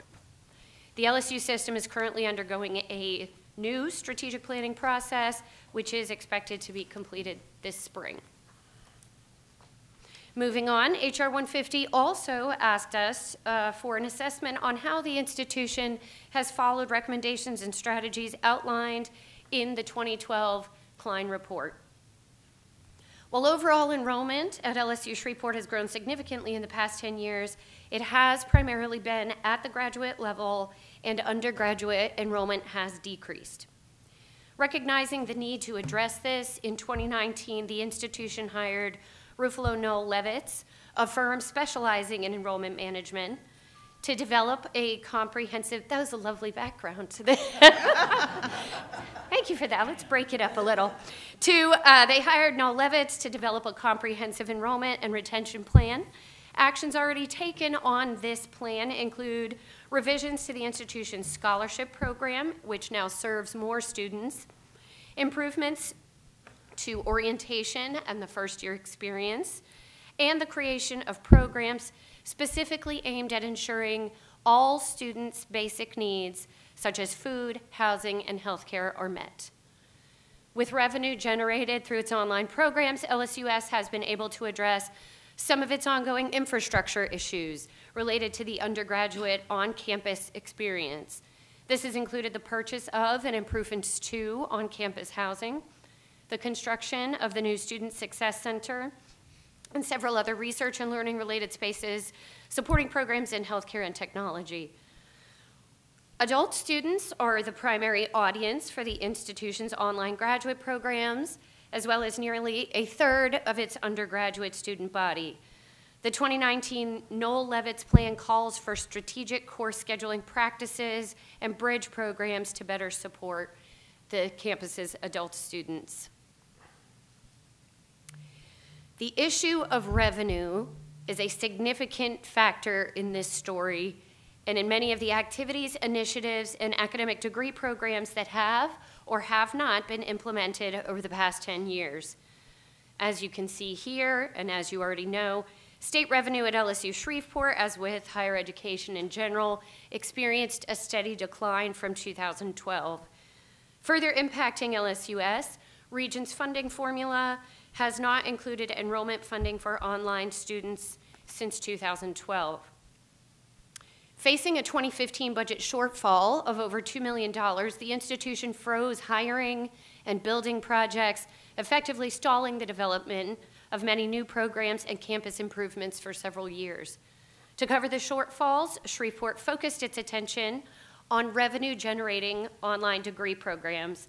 The online MBA, with over 5,000 students enrolled in the 2021 academic year, is the primary source of the boost in self-generated revenue that you see reflected here. This revenue has funded some infrastructure improvements and additional faculty hires and has allowed an increase in funding for faculty research. The remaining strategies outlined in the Klein Report, identified in HR 150, focus on the Regents' academic degree program offerings, and since many of these strategies and recommendations can be found embedded in the commitment plan, and the EAB report highlights our current academic program needs, I won't go into details on this portion of our report. It is worth mentioning again, however, that while LSU Shreveport adjusted existing curricula and programs to respond to market needs, very few new programs have been added over the past decade, again, due in part to lack of funding to hire faculty required to add those programs. While I've given you several highlights on the activities that have or have not taken place at LSU Shreveport over the past 10 years, let me highlight a few just again. Facing a dire financial situation, the Shreveport administration decided to focus its efforts on generating revenue, again, primarily through the development of online graduate degree programs. With the revenue generated by those programs and in line with the Noel Levitz enrollment plan, the institution is refocusing its efforts on undergraduate students. The institution has not implemented many of the specific academic programs named in the commitment plan and the Klein Report. It has, however, revised its existing programs, including adding courses and concentrations to better align those programs with workforce needs, utilizing the faculty resources available.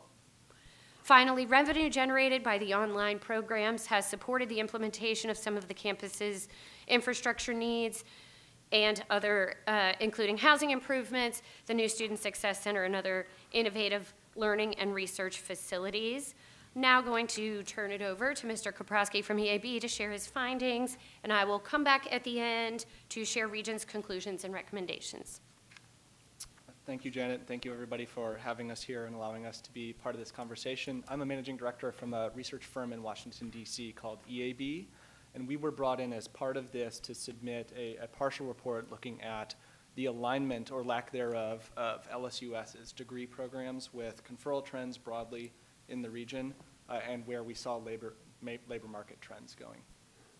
So I want to walk you through just briefly the way we did this section of the report and some of our conclusions without getting into too many of the programmatic weeds.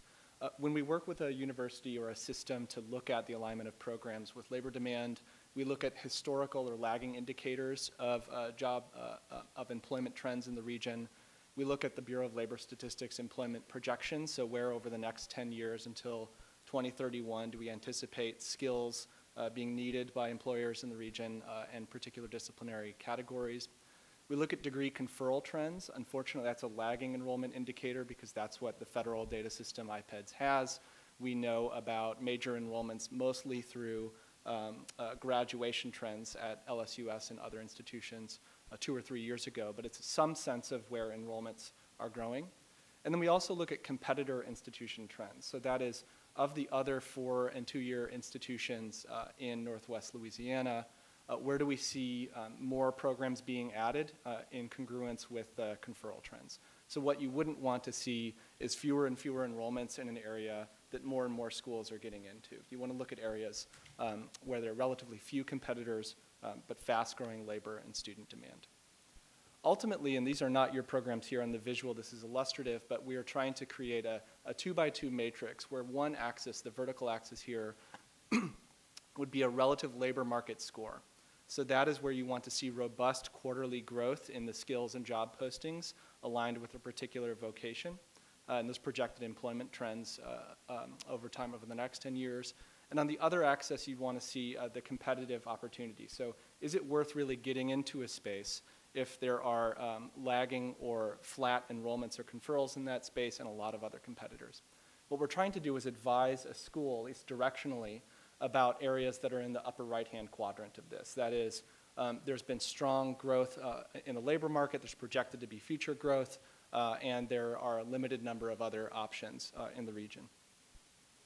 So let me walk you through quickly what we found when we looked at LSUS in particular. We looked at the undergraduate portfolio in a couple of ways. One was to look at comparisons in major enrollment conferral growth with other institutions, and that's the first item. The second was to look at pre-professional undergraduate programs, the extent to which those are aligned with labor market trends. The third was to look at the graduate portfolio in the same way with that 2x2 matrix. The fourth was to look at programs that LSUS does not currently offer but might consider offering based on growth in labor market trends. And the fifth often might have more to do with the community college, which are vocational and technical market training needs. And those would be areas like automotive repair, massage therapy, areas that don't typically require a bachelor's degree but are still growing in the area. We also conducted 15 interviews with stakeholders in the state, education leaders, commerce leaders, to get a sense of where they saw the market headed and what they thought the shortcomings might be in the program portfolio. So I'll be brief here, but in the first look at conferral trends over time, we tend to plot institutions against other institutions competing for undergraduates in the area. We had a relatively big sample size here. We were looking at 4-year institutions in Louisiana, Texas, Arkansas, and Mississippi, between 2,000 undergraduates and 20,000 undergraduates. So we could look in the future at a smaller data set here. But when you're benchmarked against all of those other 4-year institutions, what we find at LSUS is you're underperforming as a measure of conferral growth over time in most areas. Now, this is a limited kind of analysis in that during this time period, so between 2012 and 2018, overall undergraduate enrollment at LSUS was decreasing. So you'd expect to see kind of lagging conferral growth as a lagging indicator in many of these fields, but still concerning that some of the areas that are kind of most in demand, if you look at health professions, biology, and business in particular, other institutions that we're comparing LSUS to are growing at a faster rate in the undergraduate space. Second, when we look at the undergraduate pre-professional portfolio at LSUS, the disciplines and the programs in the upper right-hand quadrant, so where there's strong labor market opportunity, a strong competitive opportunity, the first 3 are general fields in business, finance being one of the fastest growing. And I know that these are existing degrees at LSUS, but it's confirmatory or directional advice as to where they might see enrollment growth in the future that would lead to gainful employment. Computer science and biology, unsurprisingly, this matches with almost every region and state that we tend to look at. We're also in that upper right-hand quadrant. When we look at the graduate portfolio, the strongest competitive and labor market opportunities for graduate education, we're in the MBA. I know there's been discussion of the Academic Partnerships program, LSU Online, but there's been a pandemic bump over the last couple of years that we can see in demand for the master's degree in business, counseling, and then computer systems technology, so potentially a master's degree more professionally focused. In terms of what LSUS doesn't already offer, we would see a kind of promising potential in social work, in occupational therapy. And LSU Health Science Center offers a master's and a doctorate, I believe, in occupational therapy, so we need to debate who offers what and whether programs might be imported, but we think there'll be future labor growth in that area in the future. LSUS has a bachelor's degree in accounting, but not a master's degree, but we would anticipate more and more job openings in the accounting field in Northwest Louisiana in the future. And then nursing. Just about everywhere there's a nursing shortage. It's hard to find the facilities and the staff and the faculty to teach nursing, but we know that there'll be more and more demand at the RN, BSN, and potentially MSN level in the future. And then finally, again, this will be an area most useful to BIPC and the other community colleges in the region, but we're seeing a strong labor market demand for IT and computer support, automotive technology, and medical assisting, but typically these are certificate programs, not baccalaureate degrees. And then other areas that seem to be growing significantly, childcare and massage therapy, but again, most folks aren't requiring a significant four-year degree for those spaces. So let me just give a quick conclusion. The first is just directionally, we would recommend future kind of enrollment conversations and program additions to focus on business and management, computer science, and healthcare. So focusing on that finance concentration, the undergraduate and graduate business degrees, potentially adding an accounting master's. Computer and IT support programs are likely to grow, again with computer science and cybersecurity being key themes there. And then in healthcare, medical assisting, nursing, OT, and counseling are best positioned for growth in the region. One successful partnership that was highlighted in our interviews was the partnership between General Dynamics IT, GDIT, BIPC, and LSU Shreveport as an articulation program to take call center employees that might start at the ground floor level at GDIT, move on to complete an associate's degree at BIPC, and then the highest kind of performing candidates would go on to complete their degree at Shreveport. And that's a promising way to look at getting more and more folks who are starting, potentially in a vocational arena, to move through the system in Northwest Louisiana.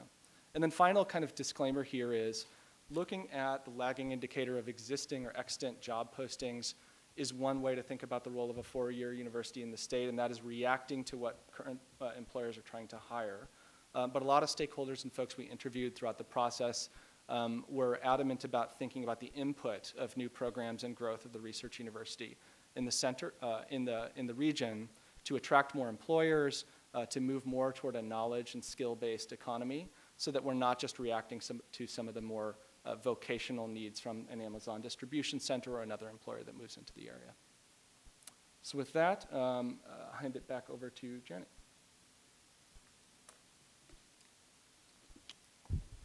Thank you, Colin. All right, what do we do? Regents, you know, when we looked back at these documents and analysis of what's happened over the past 10 years, several studies were conducted, reports were issued, but there really hasn't been adequate action to address the higher education needs in Shreveport. So Board of Regents recommends the following. Number one, growing academic programs in the region. You just heard of some of the needs. You also heard the recommendation that we consider what we need to add to attract business.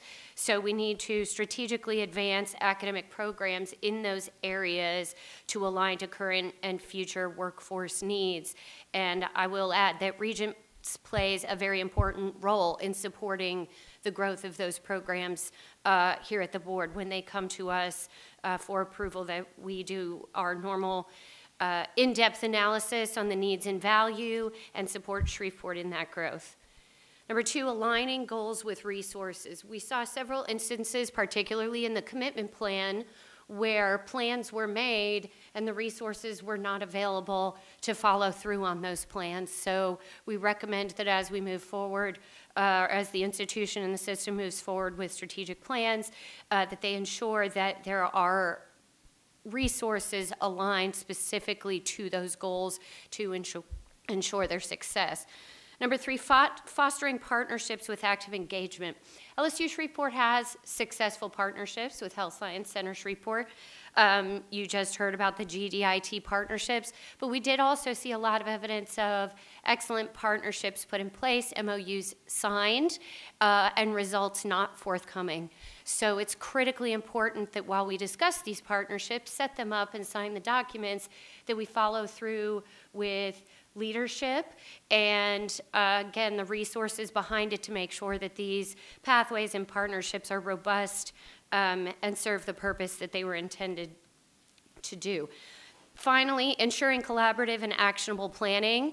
It is unclear the level at which LSU Shreveport was involved with the development of the LSU Shreveport Commitment Plan. It is also unclear the level at which LSU Shreveport was involved in the development of the 2017 LSU Strategic Plan that was placed at all the other campuses beyond the main campus. And as the system works on its current new revised strategic plan, we urge leadership to ensure that it is a collaborative planning process and that all who need to follow the plan are involved with its development. With that, I would like to turn it over to Executive Vice President Provost Matt Lee to talk a little bit about what LSU has been doing lately and what the plans are going forward. Great. Thank you, Janet. Good morning, everybody. As Janet said, I'm Matt Lee. I'm the Interim Executive Vice President and Provost for LSU, so I serve as the Chief Academic Officer supporting all of the institutions with the LSU system. She ended on a note of we need some clarity on some issues, so this is my opportunity to come and share with you our vision for the future and how we believe we're going to be able to achieve success. Let me start out by just acknowledging that I think it's fair to say we have not achieved our aspirations on this front over the last few years, and luckily for us, we have an entirely new environment in place now. We have a new president, we have a new leadership team, we're articulating a new vision for all of the campuses of the LSU system, and we have a board of supervisors that are more actively engaged in this process than we've ever had in the past. So let me just walk you through some of what's going on right now so that we can meet some of the recommendations that the Board of Regents have graciously put forward to us. So in terms of academic programming and growing academic programs, as you know, we currently have the largest MBA program in the state.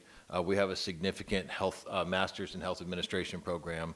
We have a substantial Master's in Public Health program that's a joint program with the Health Science Center in Shreveport.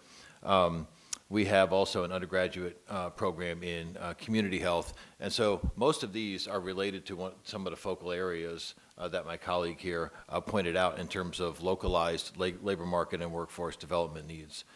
In addition to that, though, we recently routed, and it was approved by our Board of Supervisors, and so we'll be coming to you soon, a Bachelor's of Science in Exercise Science and Physiology, which again will articulate with some of the health and related needs of the local labor market. A Bachelor's in Media Studies, which is designed to provide labor force support for the emerging film industry in the area, and a Bachelor's in Nonprofit Administration to support the local business and social services sector as well, which was another area of need that was mentioned a little bit earlier.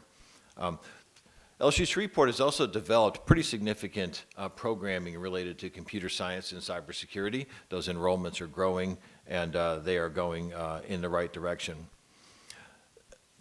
LSU Shreveport has established itself as a leader in online learning, and what that has allowed them to do is to develop the resources necessary to put supports in place in order to establish and roll out this new academic programming.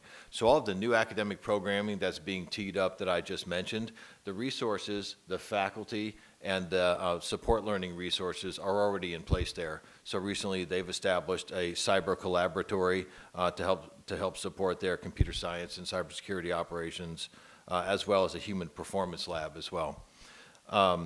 These are experiential learning resources that are designed to draw more students to the face-to-face classes that they seek to establish with the on-site programming there. In addition to that, the Board of Regents is now, has changed their policy with regard to establishing academic programming, where we're now going to be putting forth 3-year planning. And so we are going to take advantage of this and at both the campus level and at the system level be coming together to establish what the next 3-year vision is. So this is a nice policy change that will help facilitate our ability to make sure that we are planning academic programming that will intersect with the emerging localized labor market and workforce development needs of that part of the state and of other parts of the state, frankly. So those are some of the things that are going on with the academic programs and so forth. The aligning goals with resources, and number 4 there, ensuring collaborative and actionable planning. With the arrival of President Tate, the first thing he did was went on a statewide listening tour and made the effort to discern the intersection of the strengths of all of the LSU campuses relative to the strengths and needs of the state. And from that, we have distilled basically 5 focal areas, which you may have heard him talk about, that all of the campuses of the system are working on relative to establishing both enhanced research and academic programming. And those real quickly are agriculture, biomed and biotech, coast and environment, cybersecurity and defense, and energy and new energy. I mention that because as we are getting into a system-wide strategic planning process, for the first time in history, I believe, we are engaging in a system-wide strategic planning process where all of the campuses are in the room together, the leadership and faculty of those campuses. We've been engaging in visioning exercises and values exercises as a collective enterprise where admittedly in the past this was fragmented and each of the campuses were typically articulating their own plans relative to their own specific needs. And so as we are coming together and really operating as a unified unit, what that is allowing us to do is not only really clearly formulate how we're going to grow our research enterprises in this area, but for the first time ever, and I've been involved in many significant strategic planning exercises, for the first time ever, we're also overlaying our academic programming with these research needs so we can really sharpen our focus and see where we can make the strongest impact both for our localized communities and for the state. In terms of how we're aligning the goals with the resources, you may have seen President Tate's Scholarship First resource matrix, which is our plan to develop resources to support the strategic planning efforts that we're putting in place. And LSU Shreveport is folded into this all over the place. And so I'm just going to give you some examples of the resources that we're currently straight up on the hunt for in order to support the operations at that campus and make sure that they are fully aligned and integrated with the overall goals of the plan.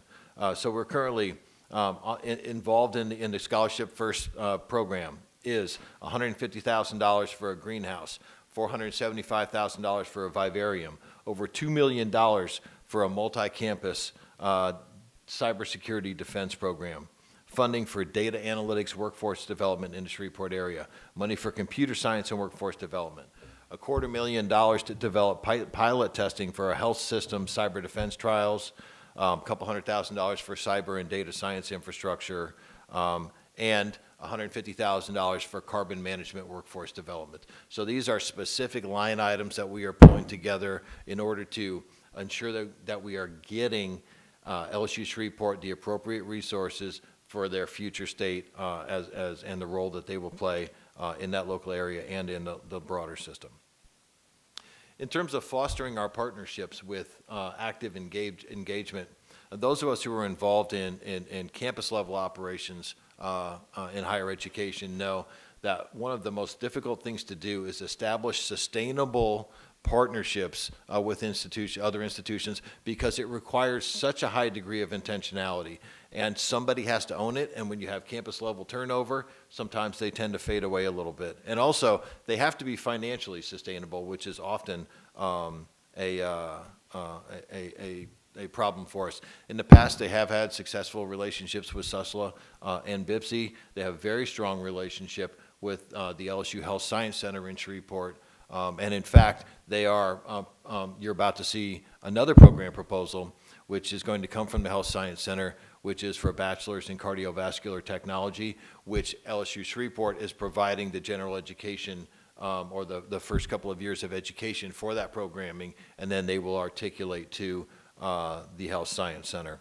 The same arrangement, by the way, is being established as we coordinate our two health science centers, the one in New Orleans and one in Shreveport, to stand up a nursing program in Shreveport where the front end of that educational program will also be provided by LSU Shreveport in order to meet the nursing shortage need in that region of the state.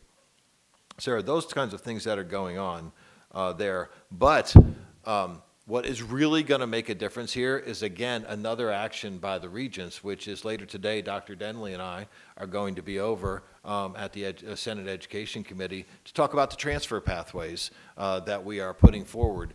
And the transfer pathways and the ability for students to transfer from two-year schools to four-year schools is not just an issue at LSU Shreveport. This is a higher ed problem in the state that this legislation is really going to give us some traction on to fix, because it's going to make sure that we are aligning appropriately transfer pathways across institutions throughout the state. So we anticipate that that will more fully allow us to foster partnerships across institutions. So with that, I do appreciate the opportunity to come and provide an update and a summary for you on this. The future is looking brighter than ever, and admittedly, this has been a problem that we've had a little bit of trouble getting a handle on in the past. But again, we have new leadership, we have a new planning strategy in place, we have a new strategy on our development front and in securing resources, and the future is looking very strong.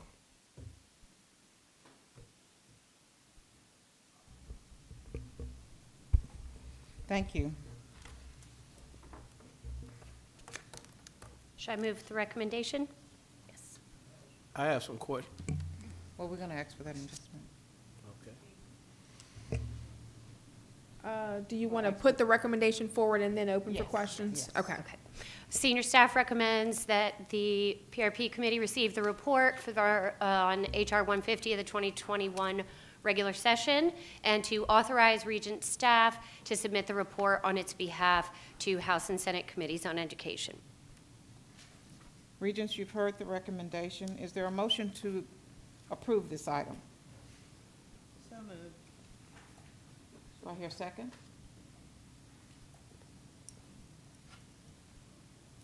Collis.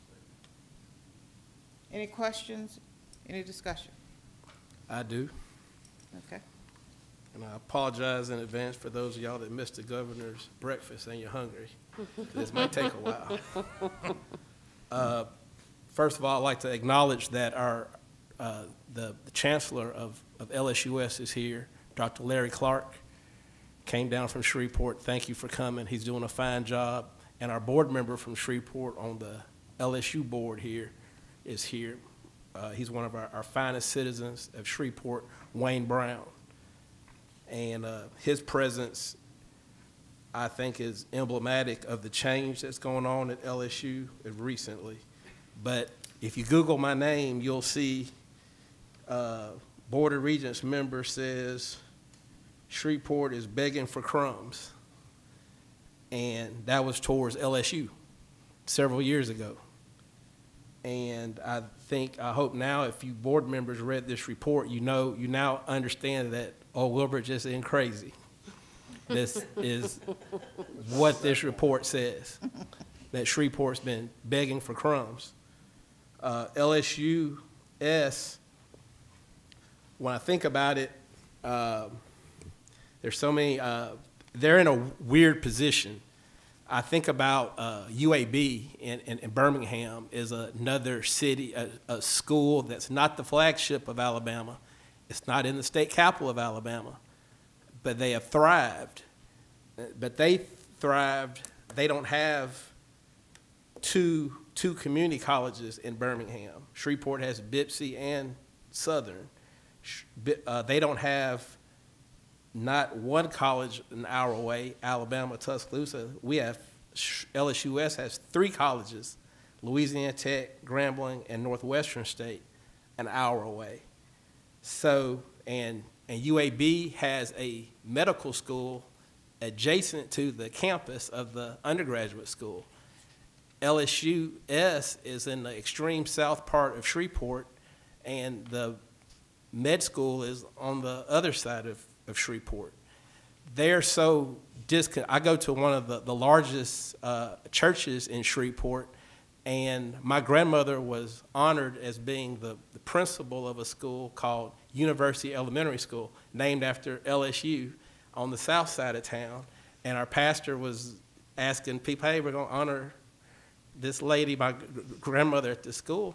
And church members did not know where LSUS was. So that's the disconnect of its geographic region of Shreveport. It's not in the heart of Shreveport. Just like Shreveport itself is geographically isolated from the rest of the state here. So that some of the issues we have, you guys haven't even thought of, maybe don't care, but these are issues that have festered. And as I read this report, some of the things of it are dated, and you ask some people now about Tech taking over LSUS, and they might snicker. But that was a real, these are real emotions that people had that caused Cedric Glover to file this House resolution in 2012. And as the governor corrected me this morning, this started back in 2008. The festering of emotions of people that felt that they're getting the crumbs from LSU. And they were getting the crumbs from LSU. And that's why we had this resolution. That's the background of it, was people had had enough of it, and they were ready to separate, divorce from LSU, and marry with Tech. Now, any woman will tell you their husband looks a lot better when he has some money. and he looks a lot worse when he's broke. So now we see times have changed in these 10 years, and the governor has funded LSU well. And, you know, people of Shreveport, you know, and, you know, you read these things, and deep in this report, the faculty of LSUS hasn't gotten a raise in 10 years. LSUS. How do you retain faculty? I mean, Dr. Clark's out here trying to make $1 out of 15 cents, as they say. And he's just trying to keep the place alive. And that's why he brought in these online programs.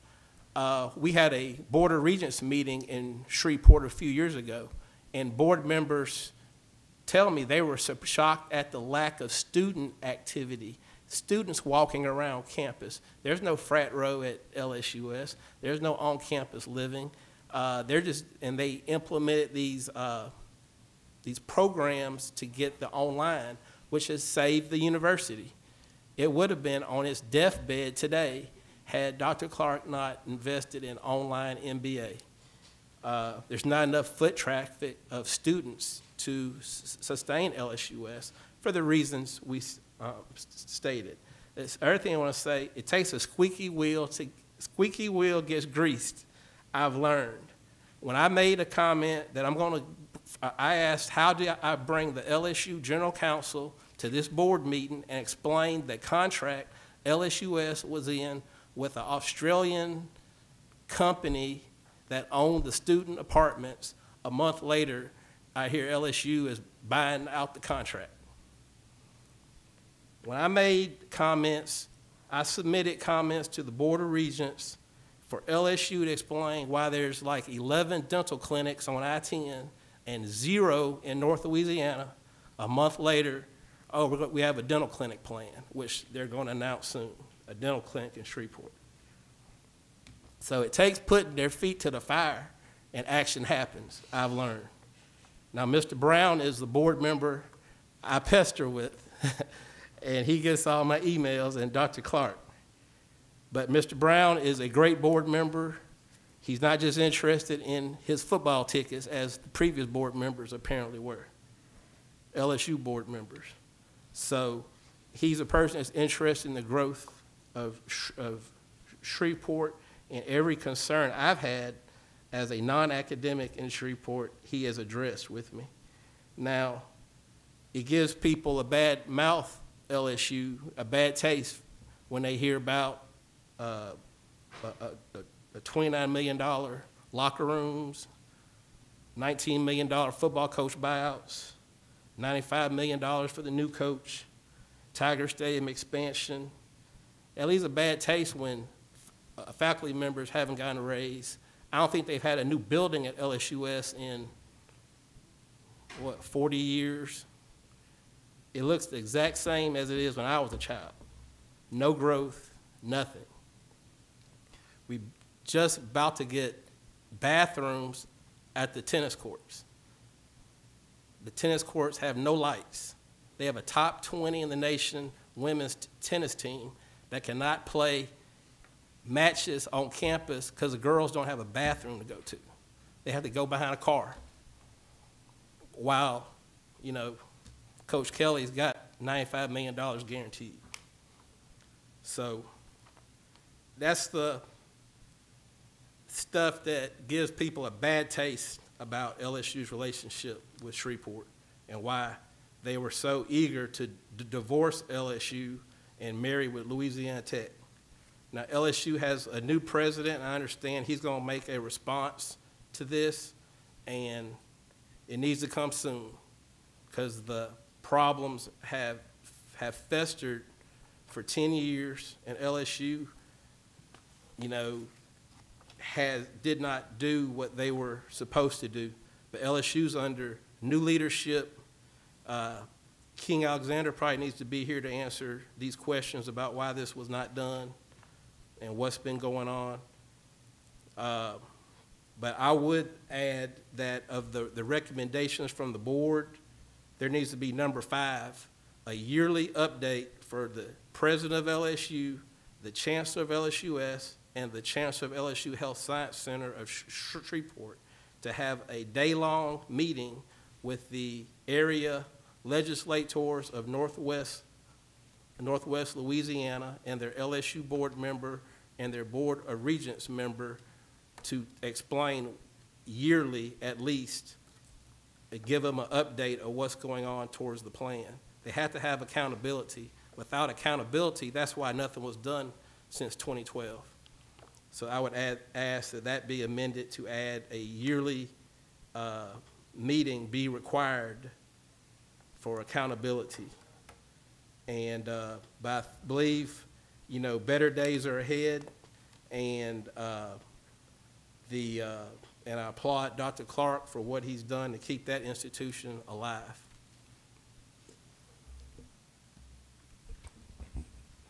Any further comments?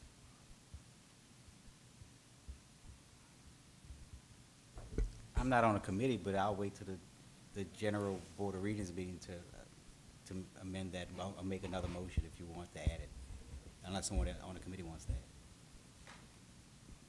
I'll second that. So you all want to make that amendment now? I'm not on the committee, but I would like to make that amendment. Okay. So I'll do it for you, Dick. Okay. Okay. Make a motion that you follow the recommendations of Wilbur to get together at least once a year with not only the elected representatives, but the stakeholders of that community. LSU has not done, they had not lived up to their commitment. That's what they called it back then, the commitment. They breached their commitment. I suspect the present group will not. But let's not wait 10 years to come back and hear what wasn't done. Let's wait 1 year and find out what's been done. Thank you for your motion, Wilbur. Okay, so you have a motion. You have a second.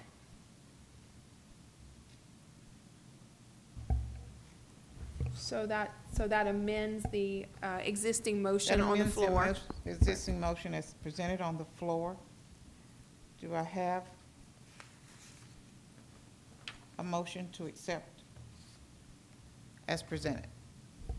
All opposed, say aye. Can I ask one question? I'm not on this committee either, and I apologize.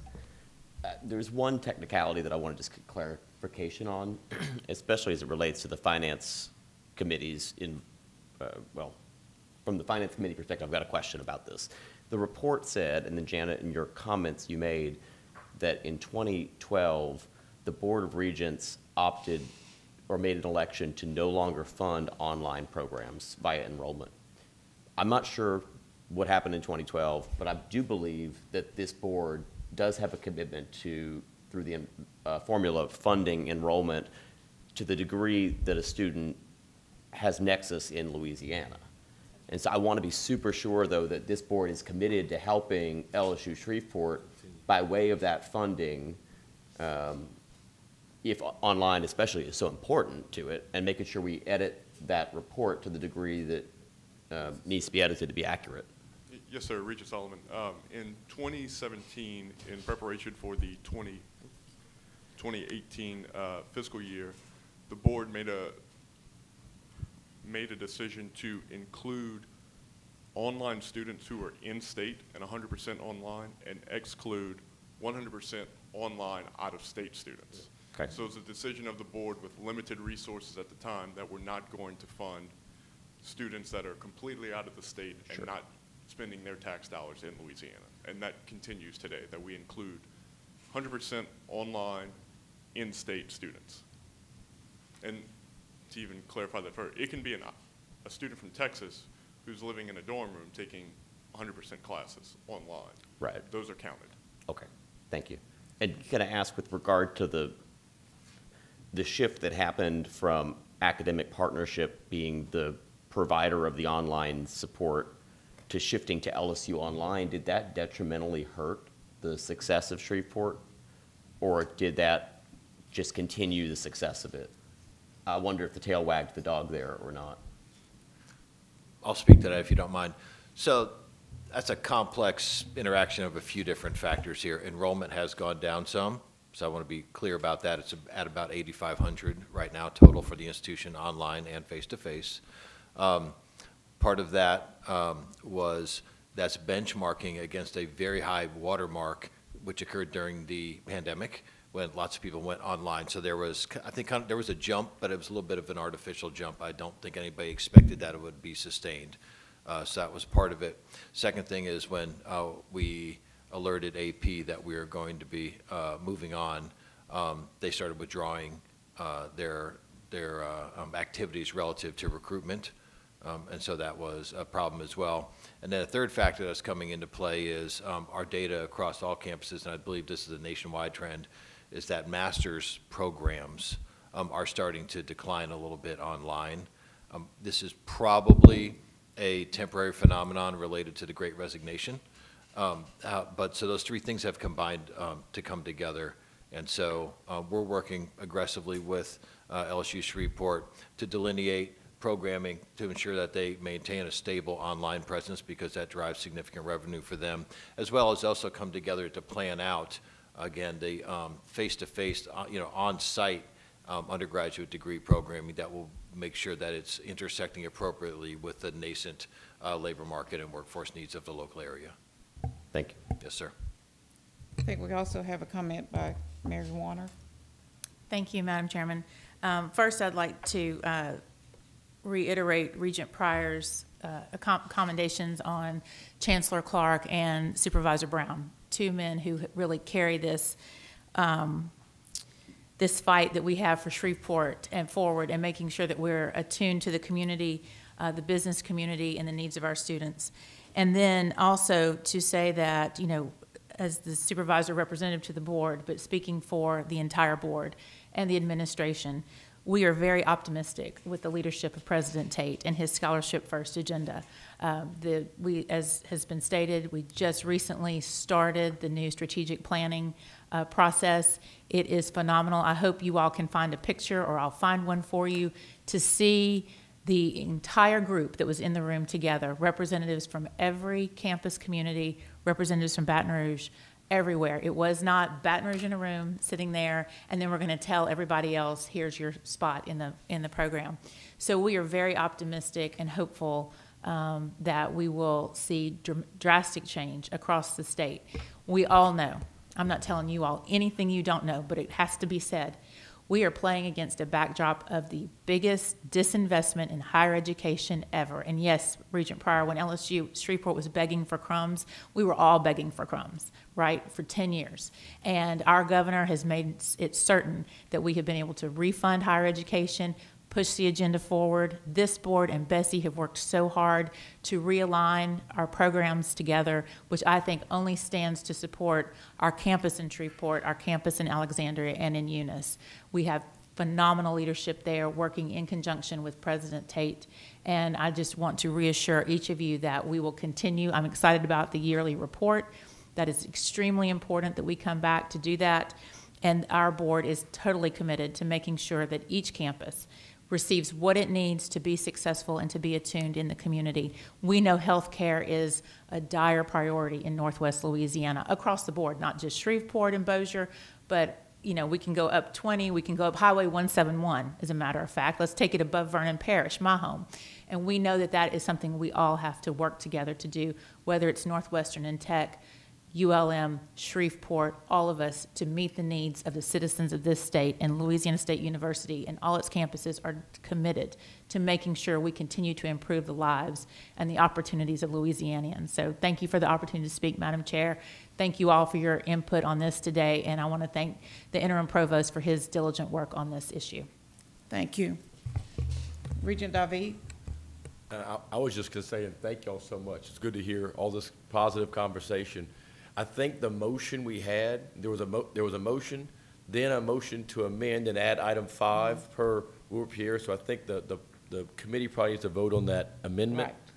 And then vote on the entire motion. Right. I have an expert in parliamentary procedure here, and former President of the Senate, Regent Ewing, and he told me that. So I just wanted to say that so we have clarification. And just real quick, I'd just like to I think that Regent Pryor's passion is indicative of what was mentioned this morning, actually by Vice Chair Solomon in the governor's meeting, just because you have people that really care, obviously about their own area, but also just about the state in general.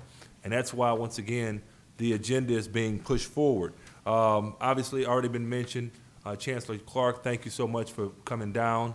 I got the opportunity with Supervisor Brown to be at the Pennington event last week. We got the opportunity to spend a little bit of time together, and appreciate you all attending, and also not present physically in here with us, but probably watching, Representative Cedric Glover, who was the person that put this forward years ago. He's always been a very, very significant advocate for improvement in the Shreveport area as well, so we would be remiss if we didn't mention his engagement, involvement, and obviously kind of spearheading the effort to make sure we get things right in North Louisiana from that perspective. So just wanted to make those points before we moved on the other things. And thank you for your comments as well, Ms. Warner. Mr. Chair, there's one other person I'd like to acknowledge. I see him in the back of the room, is your LSU Student Government Association president, who's from Shreveport, Bowman, and he's my church member as well in Shreveport. Javed Bowman.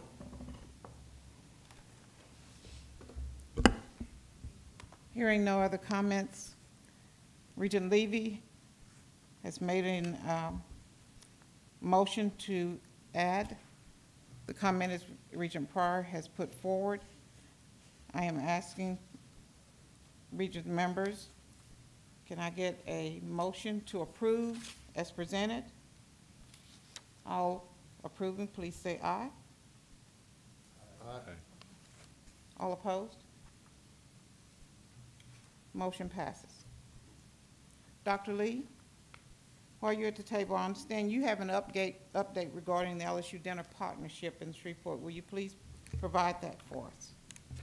Did we, sorry, Madam Chair, did we approve the whole, Yes, did we we did. approve the report as amended? Yes. Okay, thank you. One motion, yeah. Mr. Lee?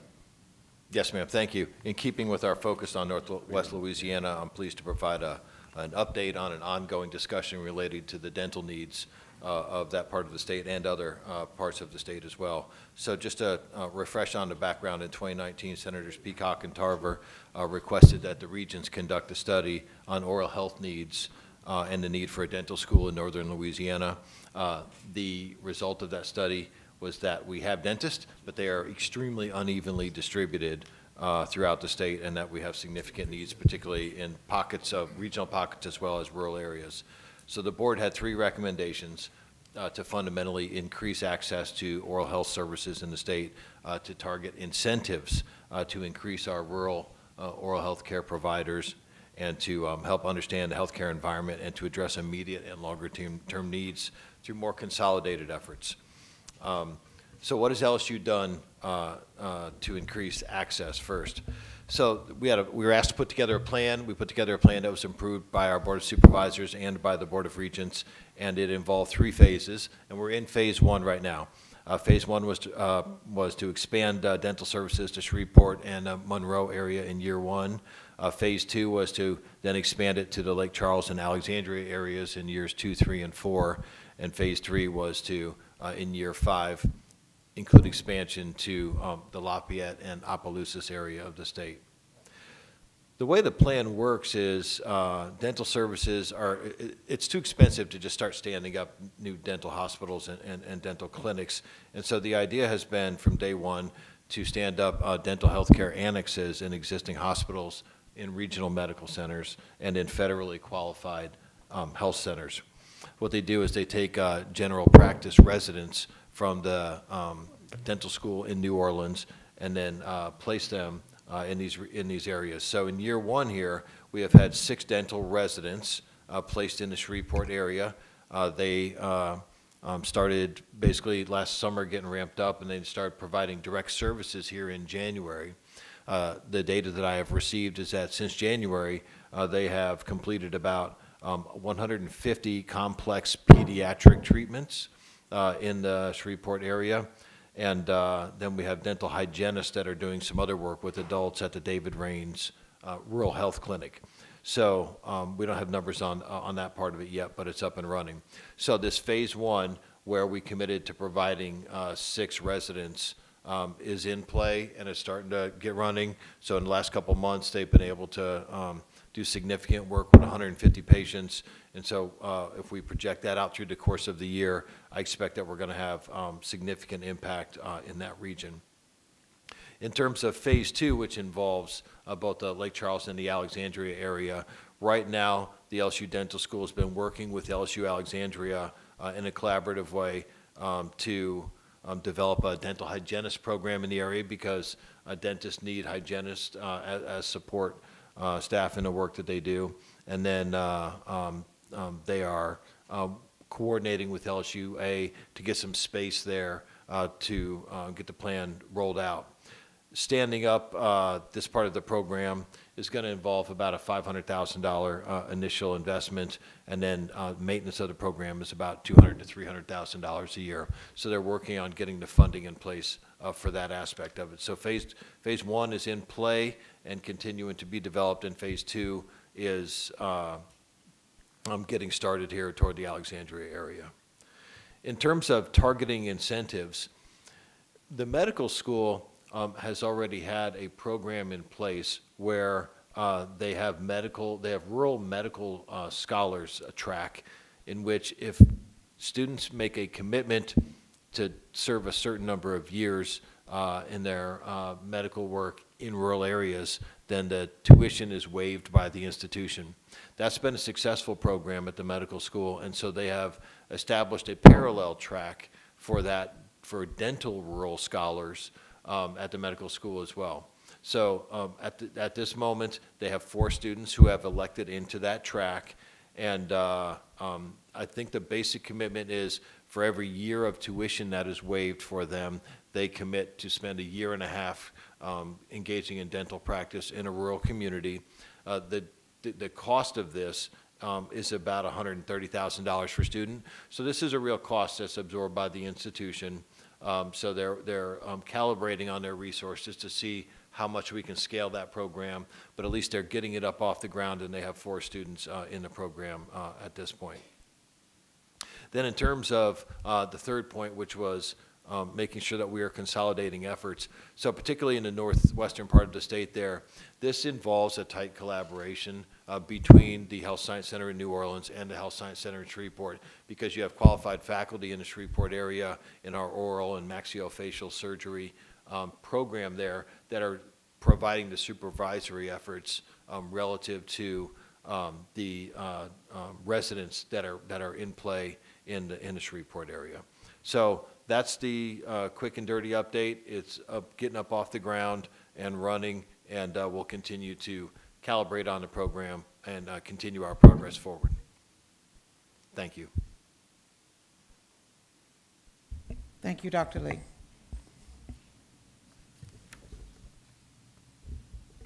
Madam Chair, Yes.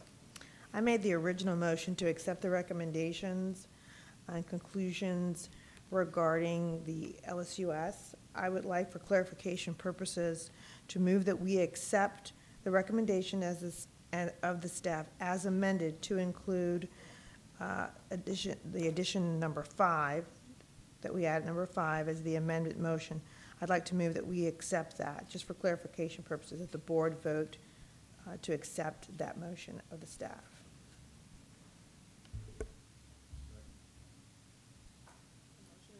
It has been motioned and seconded by Regent Finley. Who was the second? Uh, Regent Wild. Okay.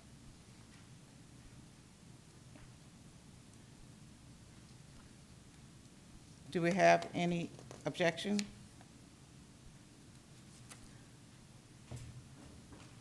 All those approved say aye. All opposed? Say nay. Motion passes. So Is now there any other business to come before the Planning and Research and Performance Committee at this time? No, ma'am. Hearing none, may I have a motion to adjourn? So moved. Second?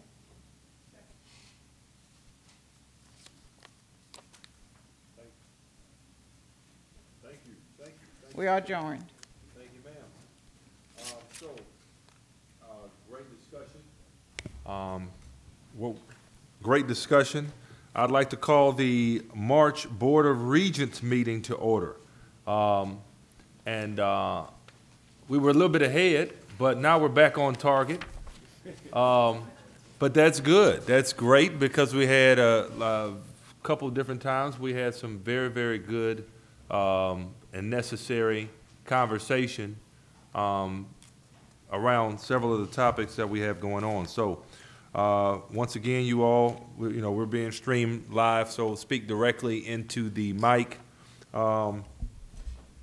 Ms. Doreen, if we can have a roll call, please, that would be much appreciated. Yes, sir.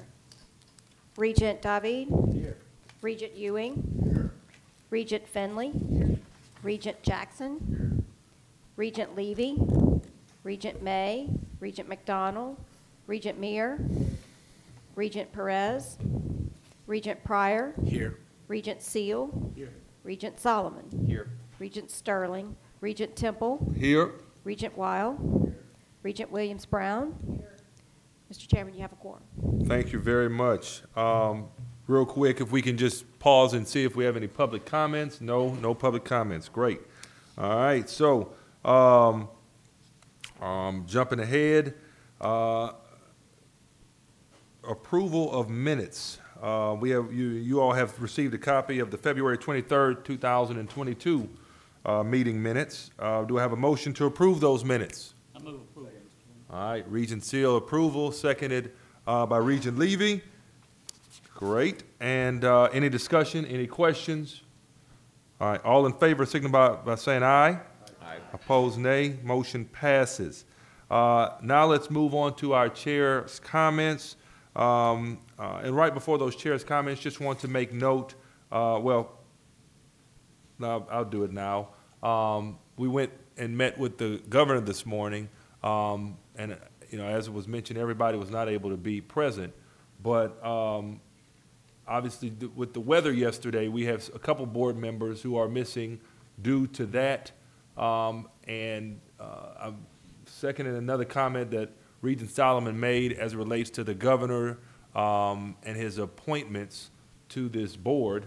I actually am the only, well, that's not true. Regent Levy has been with about probably 3 different governors, four different governors.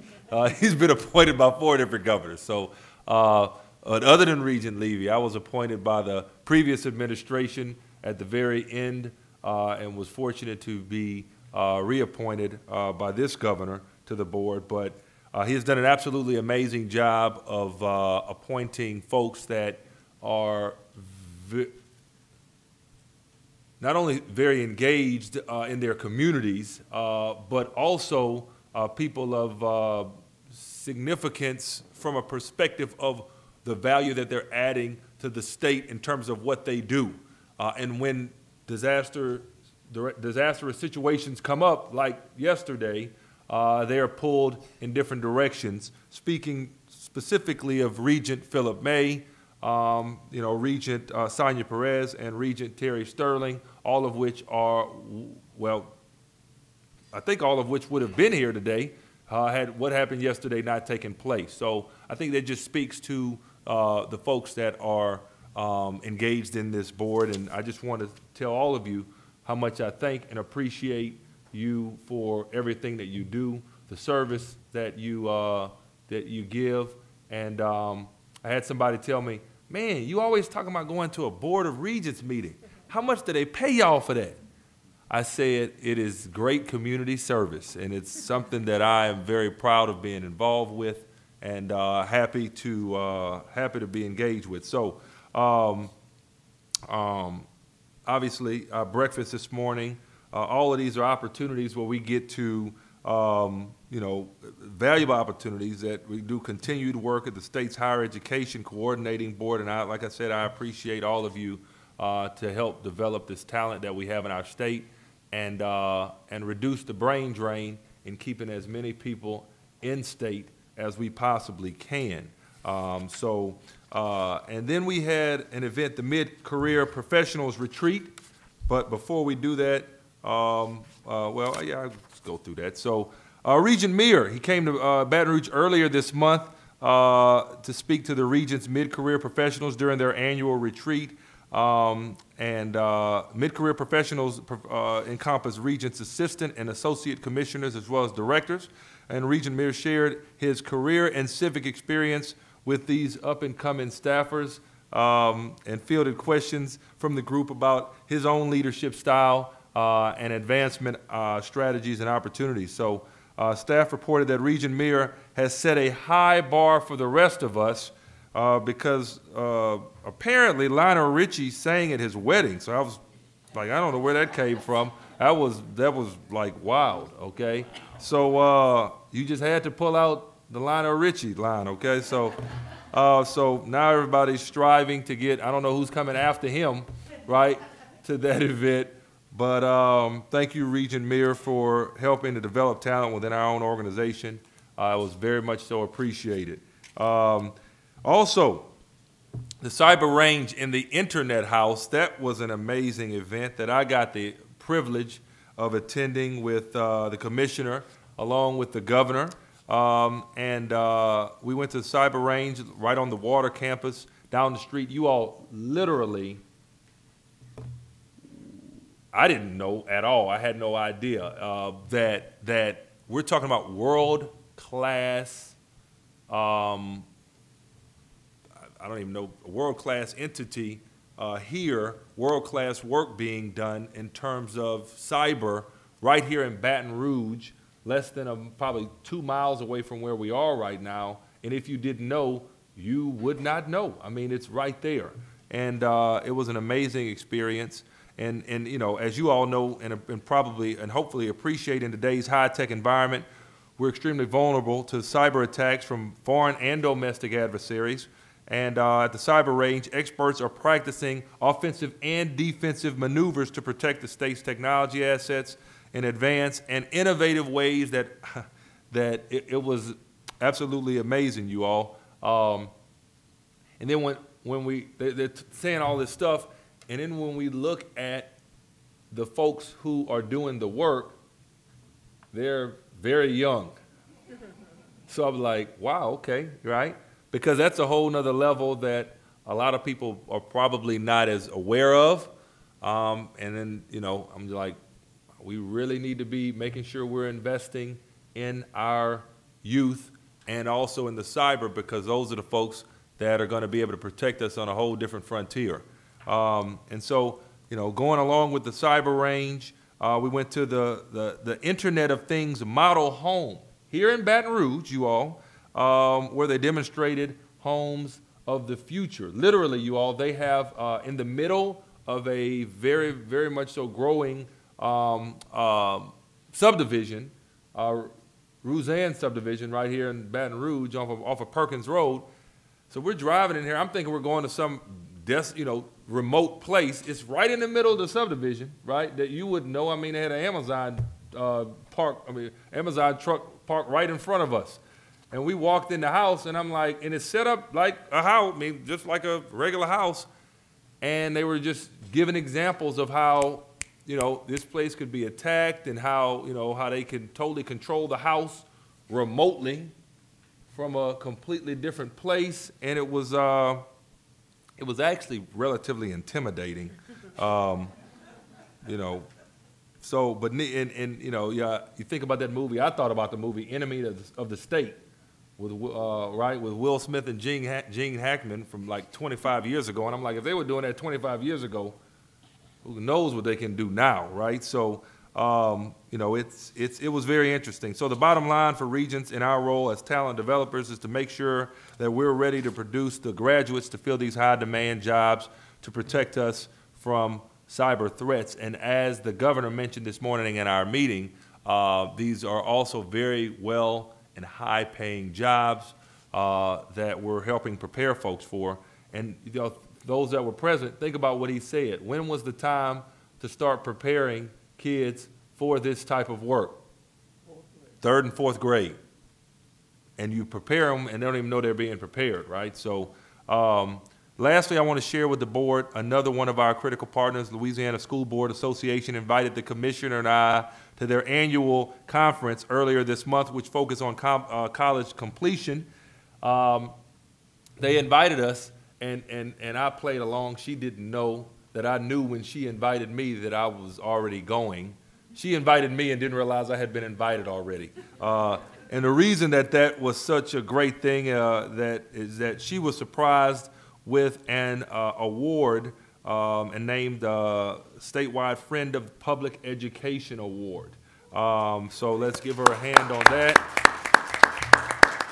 She's not easy to surprise, but she was completely surprised.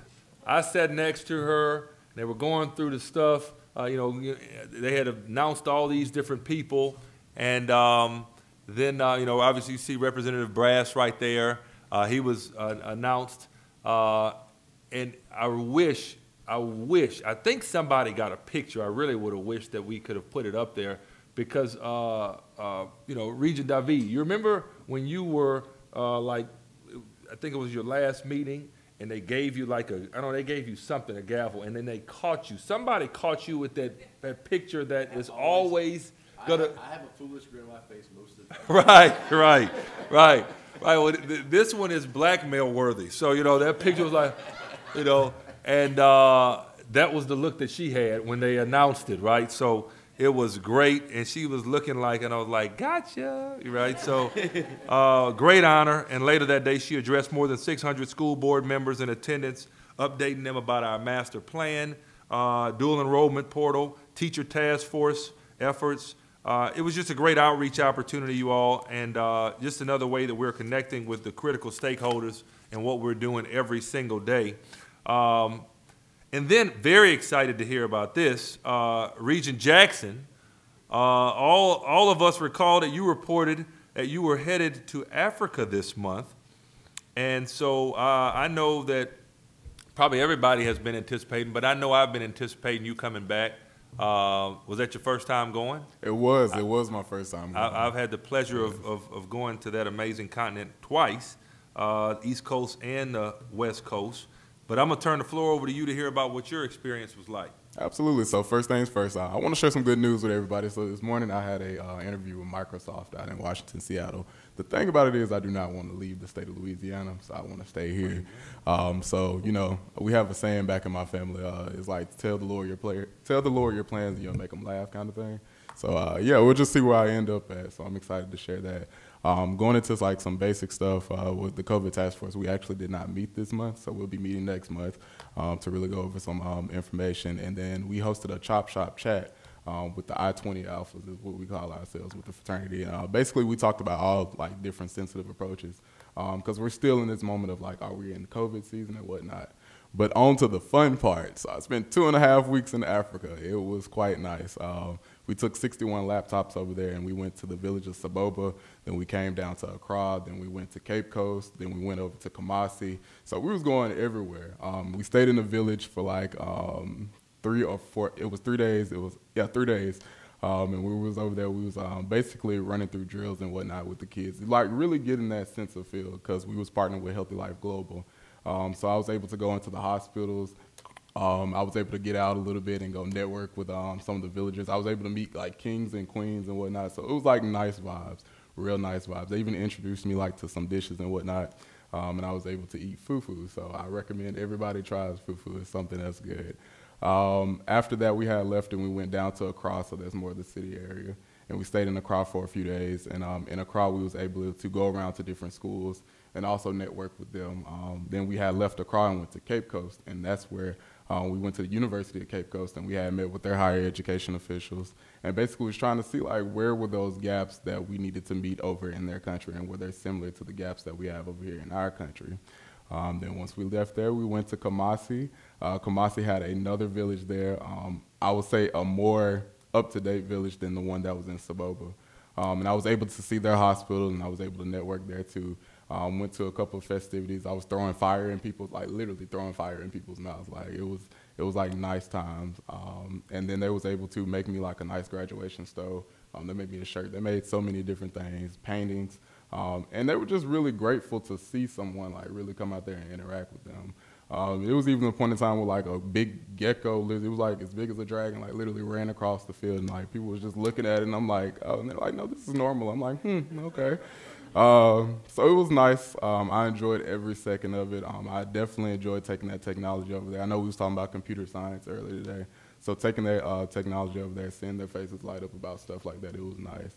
And the whole trip itself, to get that not only higher education approach, but to also take that healthy approach to it, to public health, was something that I was deeply passionate about. And I know I talked to Dr. Reed a lot because higher education is something that I started like, I was like, let me get invested. And Javen, he's actually back there. We was talking about like higher education and seeing like where we would be like in those fields. You know, that's something that we feel like we should get involved in. So seeing all that come to life, come to play, not dealing with electricity, well, not necessarily not dealing with electricity, but not really dealing with like cellular devices and like breaking yourself down to get in those sensitive moments, like I would not trade that for the world. Like I think we should take a boy trip and go to Africa one time and really just get the vibes out there. So yes. Great. That's phenomenal. And not just assuming that everyone knows where Accra is, it is in Ghana. So it was on the west coast of Africa. So thank you for that, Cameron. That's extremely exciting, lifelong memories, and very excited for you and all of our students as their semester starts to wrap up. So next we will vote on the committee reports and the recommendations together. However, if any board member wishes to take up any of the committees separately, please let me know and we can consider doing it individually. I didn't think so. So, is there anyone who wishes to take up committees separately? No. So, hearing none, do I have a motion to approve all committee recommendations in globo? Motion. And second. All right. Thank you all so much. So, I mean, did y'all see them, or do I need to say? Okay. All right. So, any discussion? Any questions? All those in favor signify by saying aye. Aye. All those opposed, nay. Motion passes. Next, we'll have the Commissioner's report. Commissioner Reed, the floor is yours. Thank you so much, Mr. Chair. Really appreciate the opportunity to report out on a number of things that were important as we do our work. As you all know, Vice President Kamala Harris was in Louisiana, at Sunset, Louisiana.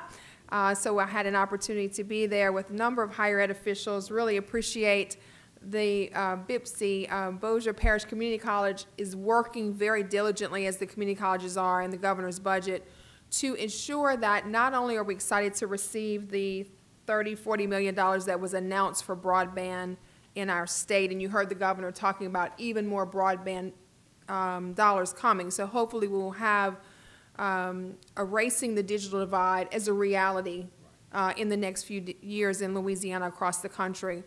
But we want to make sure that when the infrastructure dollars come, that our people get to do the work. And so Bossier Parish Community College was there. They are one of many community colleges that are making sure that individuals get the training to lay the fiber, to do some of the work that will be here a reality as a result of significant broadband investment. So very excited to be there representing higher education with a number of higher ed officials. In Sunset, Louisiana, there was a lot of excitement in Sunset, as you can imagine, about the Vice President's visit and the commitment to the bipartisan infrastructure bill, which of course Senator Cassidy has been very instrumental on, and certainly Representative Troy Carter was there as well. I want to mention the Oshner Healthy State Initiative, another 2030 initiative. As you all know, one of the social determinants of health is education. And so there's great synergy between this healthy state work that we've been invited to participate in and our work, because we know when individuals are healthier, when they're educated, they're more likely to be healthy and less likely to smoke, more likely to give back to their community, all of the positive benefits of an educated citizenry. So we'll be working with Oshner Health in trying to ensure that we move this work forward. They have some very specific educational goals, and so we'll be able to share our master plan work, our synergy with Bessie as we advance this work. So very excited about participating there.